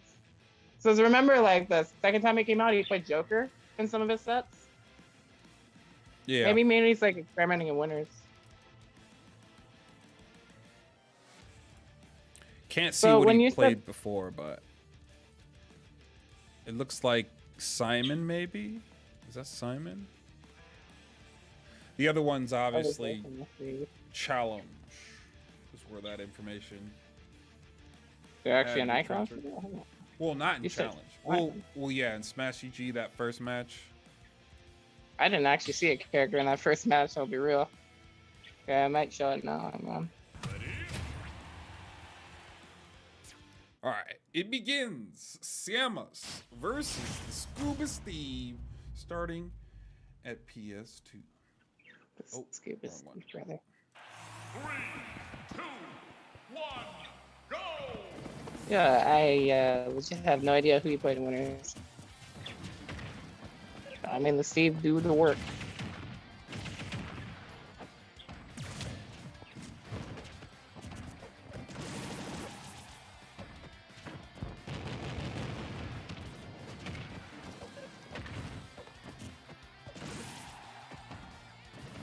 Yeah, so like, yeah, and I just realized, actually, when it comes to Mini and Pastor Mike, the thing with Mini's run is that at some point he actually played against Pastor Mike again, and he won in the run back there. So, yeah, this Steve has been putting in the work. Like this is a scary Steve. Imagine if he played Steve this entire bracket so far. This guy would be in grand finals winner side. Like, this is just like insane play, really. Yeah, there's the backer coming, because, you know, he's going to pop out there. You're not close enough to do the up smash, which is good for JJ Cat. If you're getting up smash there, you're dying. Like, you are dying. And there's one thing that maybe he isn't, like, hitting a lot is up smash. And Steve's up smash is super strong. Wow, I can't believe that backfired on him. I must have hit the TNT, that's why. Because, like, the minecart can land on the TNT detonator without hitting the TNT. That's probably why that happened there. That's actually so crazy that there are situations where you break the minecart and he just jumps out of it and he's fine.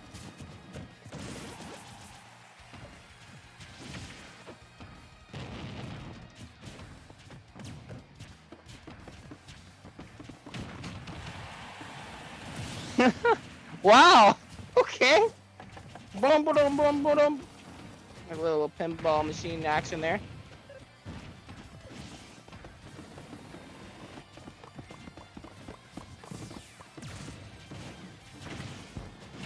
Yeah, wow. I feel like I've seen this matchup before, because like there's something I just remember seeing is that Samus up tilt cleans up 1x3 vertical towers. That's actually crazy. Like, look at that! Okay, I didn't do it that time, but like, I think it's because it had a little bit of a scaling factor to it there. But we saw it just completely delete the blocks.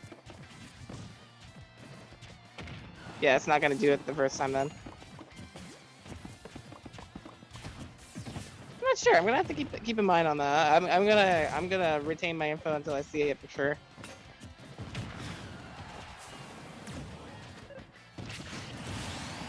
Ooh.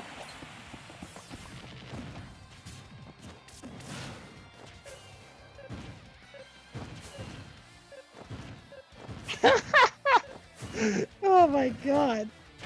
He actually got back on. Okay. He's taking morph bomb after morph bomb after morph bomb after morph bomb. And then he gave him the homie DI too, so that screw attack could actually be a kill move. You'd love to see it. Okay. It's 47% built up there.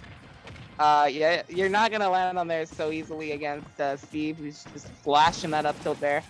Even with the bomb to try to cover your landing. Still gonna beat that out there. When they set up the 1x3 setup without the middle part, they usually do that so that they can shoot a minecart through, I've noticed.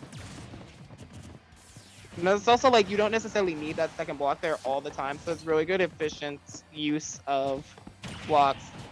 Oh, see, now I'm understanding why he's running out of materials so quickly sometimes. Like, we've seen some of the setups that Steve goes for to, wow, yeah, that was actually really good to kind of jump, by the way. But what I'm realizing now is that in some of the ways that they're setting up these walls against their opponents to like completely prevent them from getting in while they mine, is they're actually using too many materials that it depletes them much faster. But when they do stuff like that efficiently with like 2 block usage or 1 block usage, it's gonna save so much materials so that you have like an exit strategy for later on as well. So that's interesting though.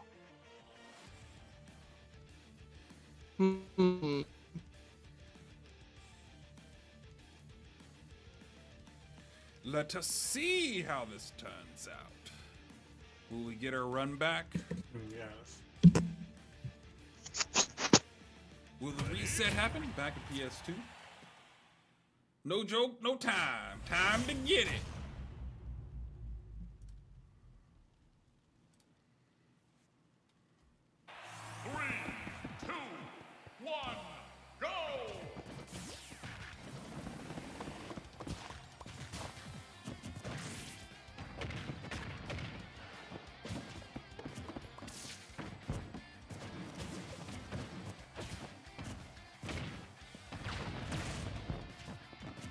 Mickey, game 2! Okay.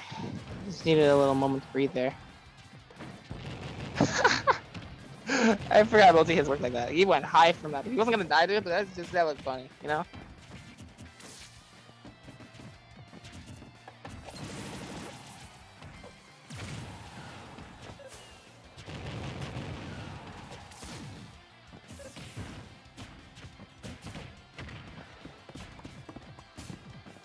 I'm just watching this patient play out here. JJ looks like they're trying to play a little bit of a different strategy now here with more poking involved. Because like that last game was like, it honestly looked like it was in JJ's favor. That's the thing that baffles me a little bit about that game. It looked like it was in his favor until it wasn't, and Manny just closed it out.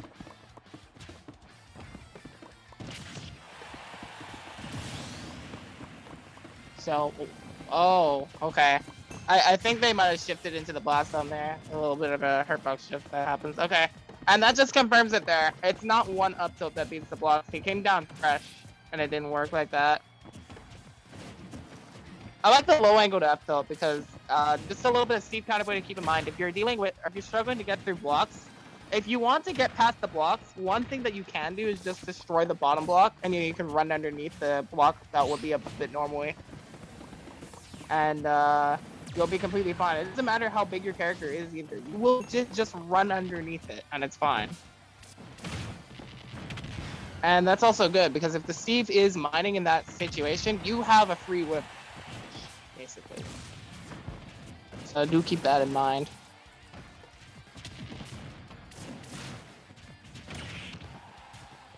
Yo, that crowd? Get over here!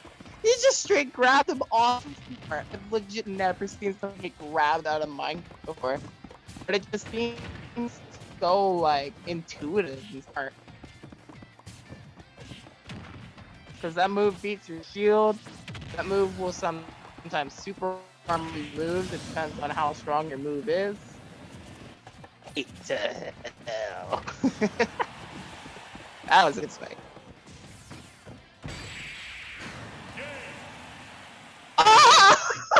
Excuse me! Excuse me! Oh my god. Bro, what? That just looked weird. That looked weird! I know what that was, but that looked weird. What is this game? What is Steve? Steve Minecraft. What is Steve? I like that. Currently, we're sitting at 31 retweets. If we get to 35, we can go ahead and provide third place with the oh, straight back into it. No time to talk. Get them retweets up. The prize pool gets bigger. Do it. 3, 2, 1, go!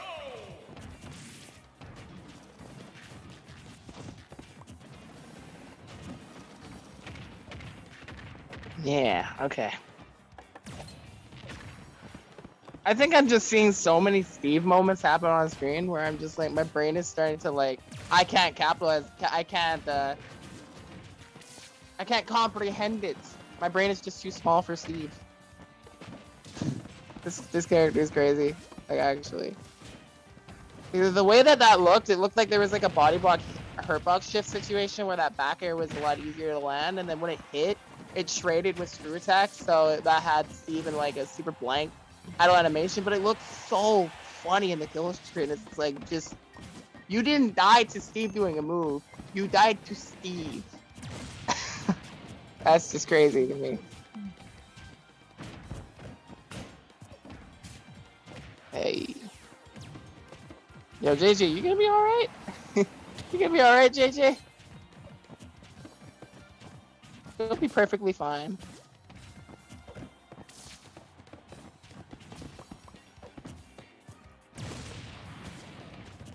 Yeah, there's a lot of beta switch happening with the blocks here now.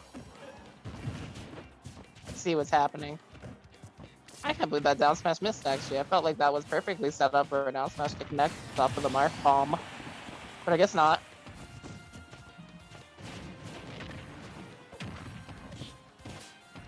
Oh, please don't die.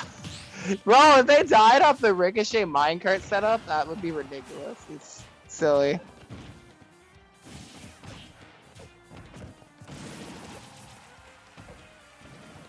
You know, I kind of got a compliment on that. I like that when they hit them with the back hit of their sword hit, they kind of waited for Jake to do an option. They didn't get the punish off of it after, but that's just a smart thing to do. Like, that's genuinely such a smart thing to do. Okay, nice air dodge.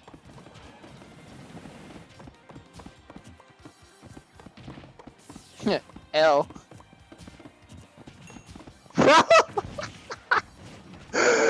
Oh my god.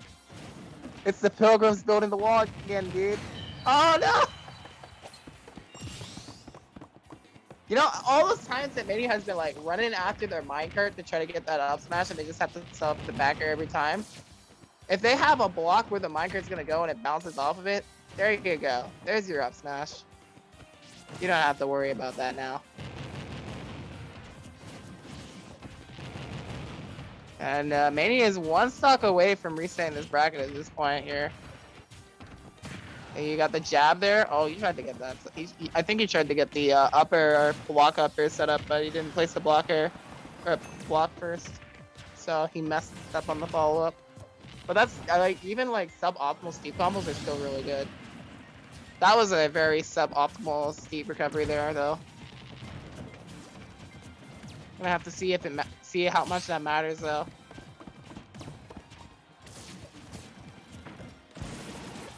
They do have a diamond ready in their inventory right now, so they just have to get Steve, or they just have to get Samus away first, so that they could have the space to craft there. And now it all comes down to the bait game there. That was such a quick downer. Oh my, the minecart can disappear when it's on the screen too long? I've never seen that before. What? Well, anyways, bracket reset. Reset.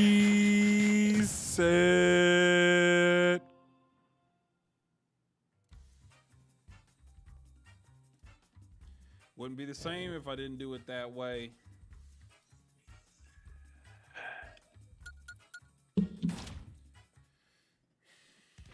That's how I'm gonna start doing it every event. New tradition. Here's of it. Give me step on that stuff. Checking these boys back in. Starting. I moved you guys along. Wonder if it'll all be PS2, you know?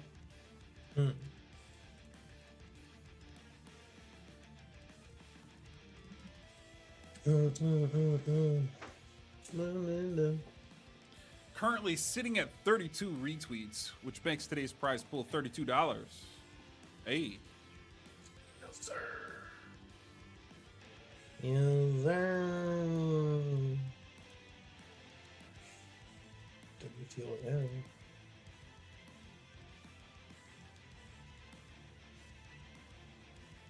Raising it up for the people. For the people.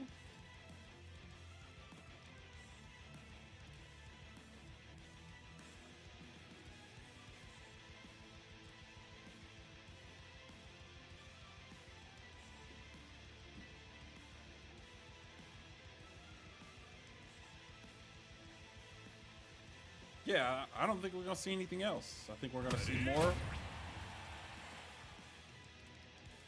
PS2 Steve versus Samus. And at a moment's notice, Samus might bring it out. Eke it out. 2, 1, go! Yeah, the question right now in this matchup here is JG have what it takes to like make Maney feel like pressured enough? Because right now Maney's just so comfortable in how this is going. Like it felt like Maney was coming from winners. It was just like no real sweat at all that they were like down in a position. And it's like I said, like they would be playing from Grand's winner's side if they were playing all Steve in this bracket. It just kind of feels that way today. Kind of crazy, really. Yeah, baited the dash attack on the blocks. There's a hit lag. It's really about picking and choosing these battles right now. It feels like almost JJ's playing a mini game that they don't want to play against Steve. But if they don't play this mini game, he's just going to get more resources. So I think what JJ might want in this situation then is to try to get the lead so that they can slowly chip away and play safe. That might be what they need to do here. If they get this lead started, it probably can work with a lot, but it's like getting that lead is just the real question, is if they can do that in the first place. Because once Steve gets this diamond, they're gonna kill Stamina. And I feel like in this matchup and the last matchup we saw, getting diamond on the first block is honestly good for Steve, because those are heavy characters. So that just opens up more kill opportunities, so it's genuinely stressful to deal with that. Whereas in other matchups, you don't need to use that resource right away.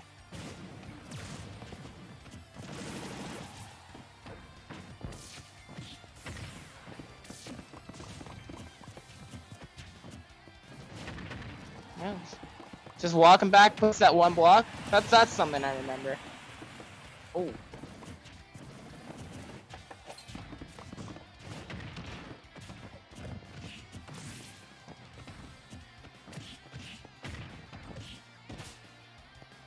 It's 53%. You gotta dodge the anvil on the way down too. That's a good jump forward air. I feel like JJ Cat is keeping their ledge options fresh enough. At the very least.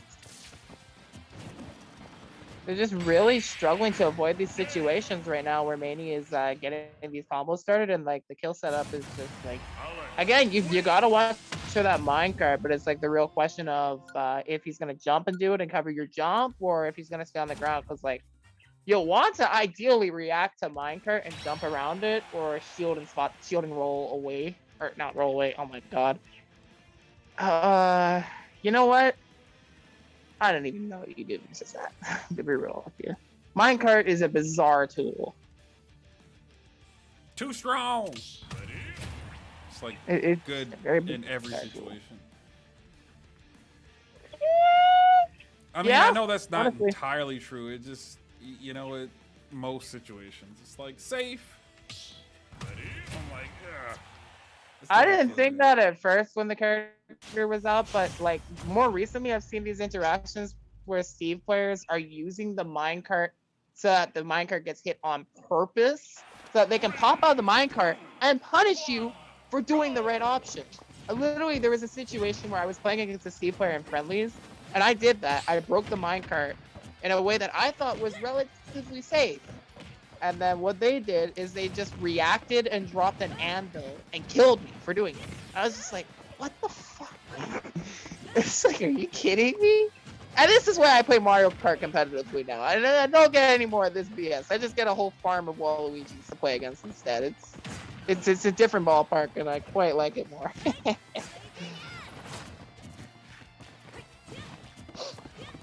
But Can't stop yeah, the carts. yeah, JJ with the switch to the Pyro Method, I will acknowledge that. I feel like honestly, like when we saw from like those past 4 games, it's like it feels like they have ideas of how to deal with Steve, but just don't have like the full picture on it yet, and it feels like Manny's just steps ahead of where they want to be.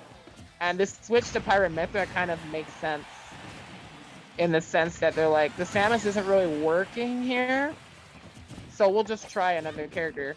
There's Waluigi L. Speaking of Waluigi, nice little. Oh my god.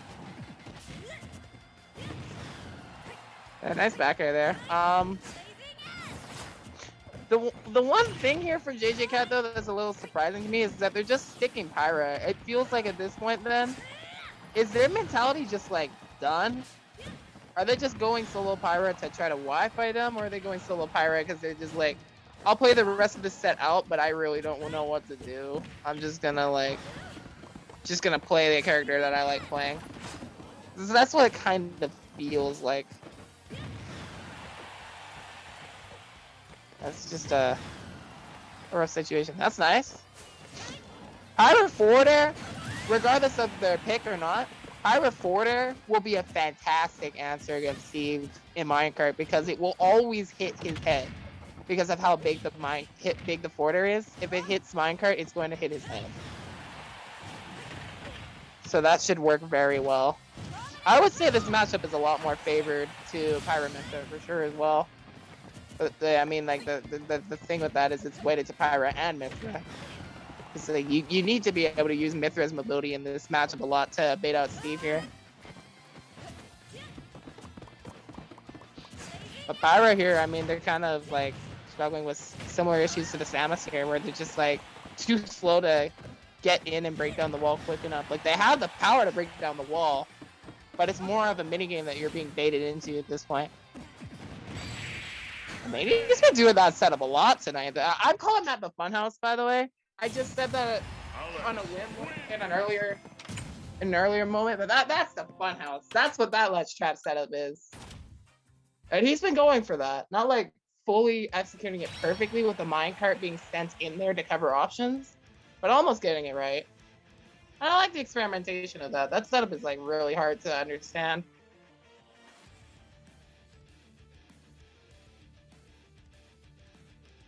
Yeah, I think you're right. JJ Cat definitely is like, all right, I'm done. Steve, you've done it again. Cringe.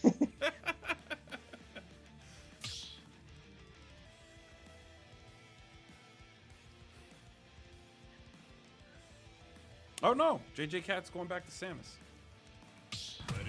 They're not quitting. To me, that means I'm not quitting. It just, hey, I better try something different. Because having a hard time. Possibly our last match of the night, though. Maybe my assumption was wrong on that a little bit there. I mean, like, I left it open to interpretation on what it could be. That could have been like a potential secondary, like, let me see what it could be. Like I said, like, maybe they're trying to Wi-Fi them as well. But, like, I mean, the Pyro was an option there. I honestly think that Pyro Mithra would be a good secondary for them. Like, if they play both of them together, it would really work for like a matchup like this if they're struggling versus this character. Because you have much higher mobility to work with, combo ability, and you just have a lot of options with both characters. Pyro Mithra is just, it's a character. Well, I don't want to praise the characters. I don't know if I like Pyro Mithra in this game. That character kind of broken. But like right now, it's the Steve season. Like everyone's gonna say that Steve is the new hotness of this game, and I mean there's a valid, reasonable argument to be honest for this character being the best character in the game. But I don't know about that quite. I'm not sure. I feel like there are some weaknesses that the character has to work with and deal with still, that they could struggle with some matchups still. Like, I think it's, like, one thing, like, if this is the best character in the game, and Sephiroth has a winning matchup on this character, that's a little bit strange, I will say. Or maybe Sephiroth is really, really good. I don't know. but I'm on the assumption that Sephiroth is a really cool character. That's just, like, a low-end high tier. But, like, still very viable. It's just... Yeah, it's a strange thing to say. We're seeing Samus versus Alex right now. I'm calling them Steve this entire time, but they've been pretty much going Alex this whole time. JJ did get the first stock here, so I think if they remember what I said before about like play it careful, make the Steve player come to them, that can work. Like that can work in the situation. But they messed up right there, and they got caught for it. They took 56%. Making mistakes versus this character is just so tilting. I think that's what it is with Steve. That and the whole rebuilding thing. You break down the wall, you do the smart thing, and they just build another wall. They're just like, I'm gonna just put more on. You're too slow, I'm just gonna put more blocks up. Backer? Oh, wow. I thought they had a backer opportunity there, but it was Manny who had that backer opportunity. Ah. If they just jumped in there and shielded and then waited for them to mash and attack so they could screw attack, that's actually not a bad idea. The real trick is getting this kill though. That's the killer right now. Wow. Got up at the very perfect time to put the setup there. Got the dash attack though. Got a little Shine Spark action there. This is the closest game they've had so far. JJ Cat could very well take this. They don't have very many materials either, actually. Get in there! Finish the mission! Finish this stock! Okay, 89% there. They don't even have iron to land with right now. JJ Cat really doesn't have a lot to worry about. Just keep the pressure going here. And, like, this will be really difficult. Now they have some iron. Yo! Oh my god! That was awesome, dude! The defensive standoff. With tech?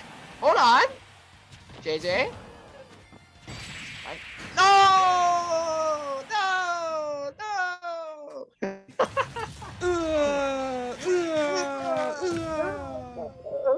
My fight money! Bro, I was only rooting for them there in that situation because it felt like they had the perfect opportunity. Like they had it to close it out, but they fumbled the finisher. That left them open for a forward smash. That's unfortunate, really, for them. Because it feels like they figured something out really late in the set, but they just didn't have the time to like pull it together, unfortunately. But like the consistency brings results, and this tournament is a testament to that. Congratulations to Matey taking the first summer league from a very long stroll for the losers brackets today and doing big work with the Steve once again. Good stuff. So our retweets got up to 34. 34. So we're still gonna play out top two. I'm gonna close it out there. Thank you for retweeting if you retweeted more, but you know, I think this is a good stopping point. You know, the event's officially over. So thank you guys for coming out. Thank you guys for dealing with the issues that we had with start.gg. These things happen from time to time. I'm glad people didn't rage and freak out, you know? So, you know, welcome. Thank you for coming out for this Summer League Smash event. The price pool's $34. So it'll be 22 and 12, I think is the best way to split that. And then I'll be reaching out to both Manny and JJ for your guys' PayPal payout. And if you'd like crypto, we can give you that as well. And I think that does it. You know, Smurf, anything? No, thanks for coming out tonight, folks. Thanks for retweeting. If you or your friends were to retweet, I know a lot of those came at the last moment that were not actual competitors and whatnot. So thank you for showing your support for those competitors that were competing.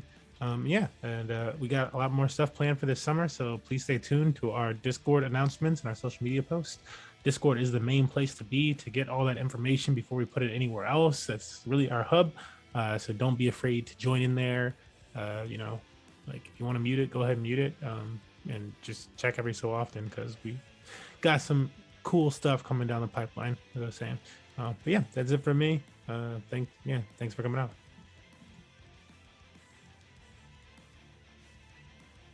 Rainbow, anything before we head out?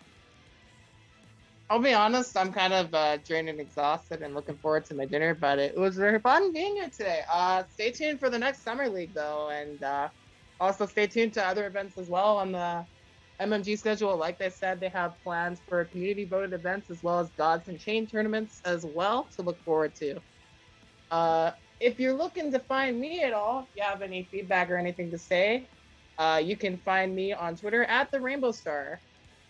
And I just post a whole bunch of stuff on there. It's mostly Mario Kart oriented and art related at this point, but definitely still room for Smash there as well. But yeah, you can reach out if you have anything you want to say. I do appreciate communication. And hearing anything about how I can improve is also very helpful as well. So thank you very much for tuning in tonight. All right, that does it for us. Thank you again, Yes, and sir. good night. Good night.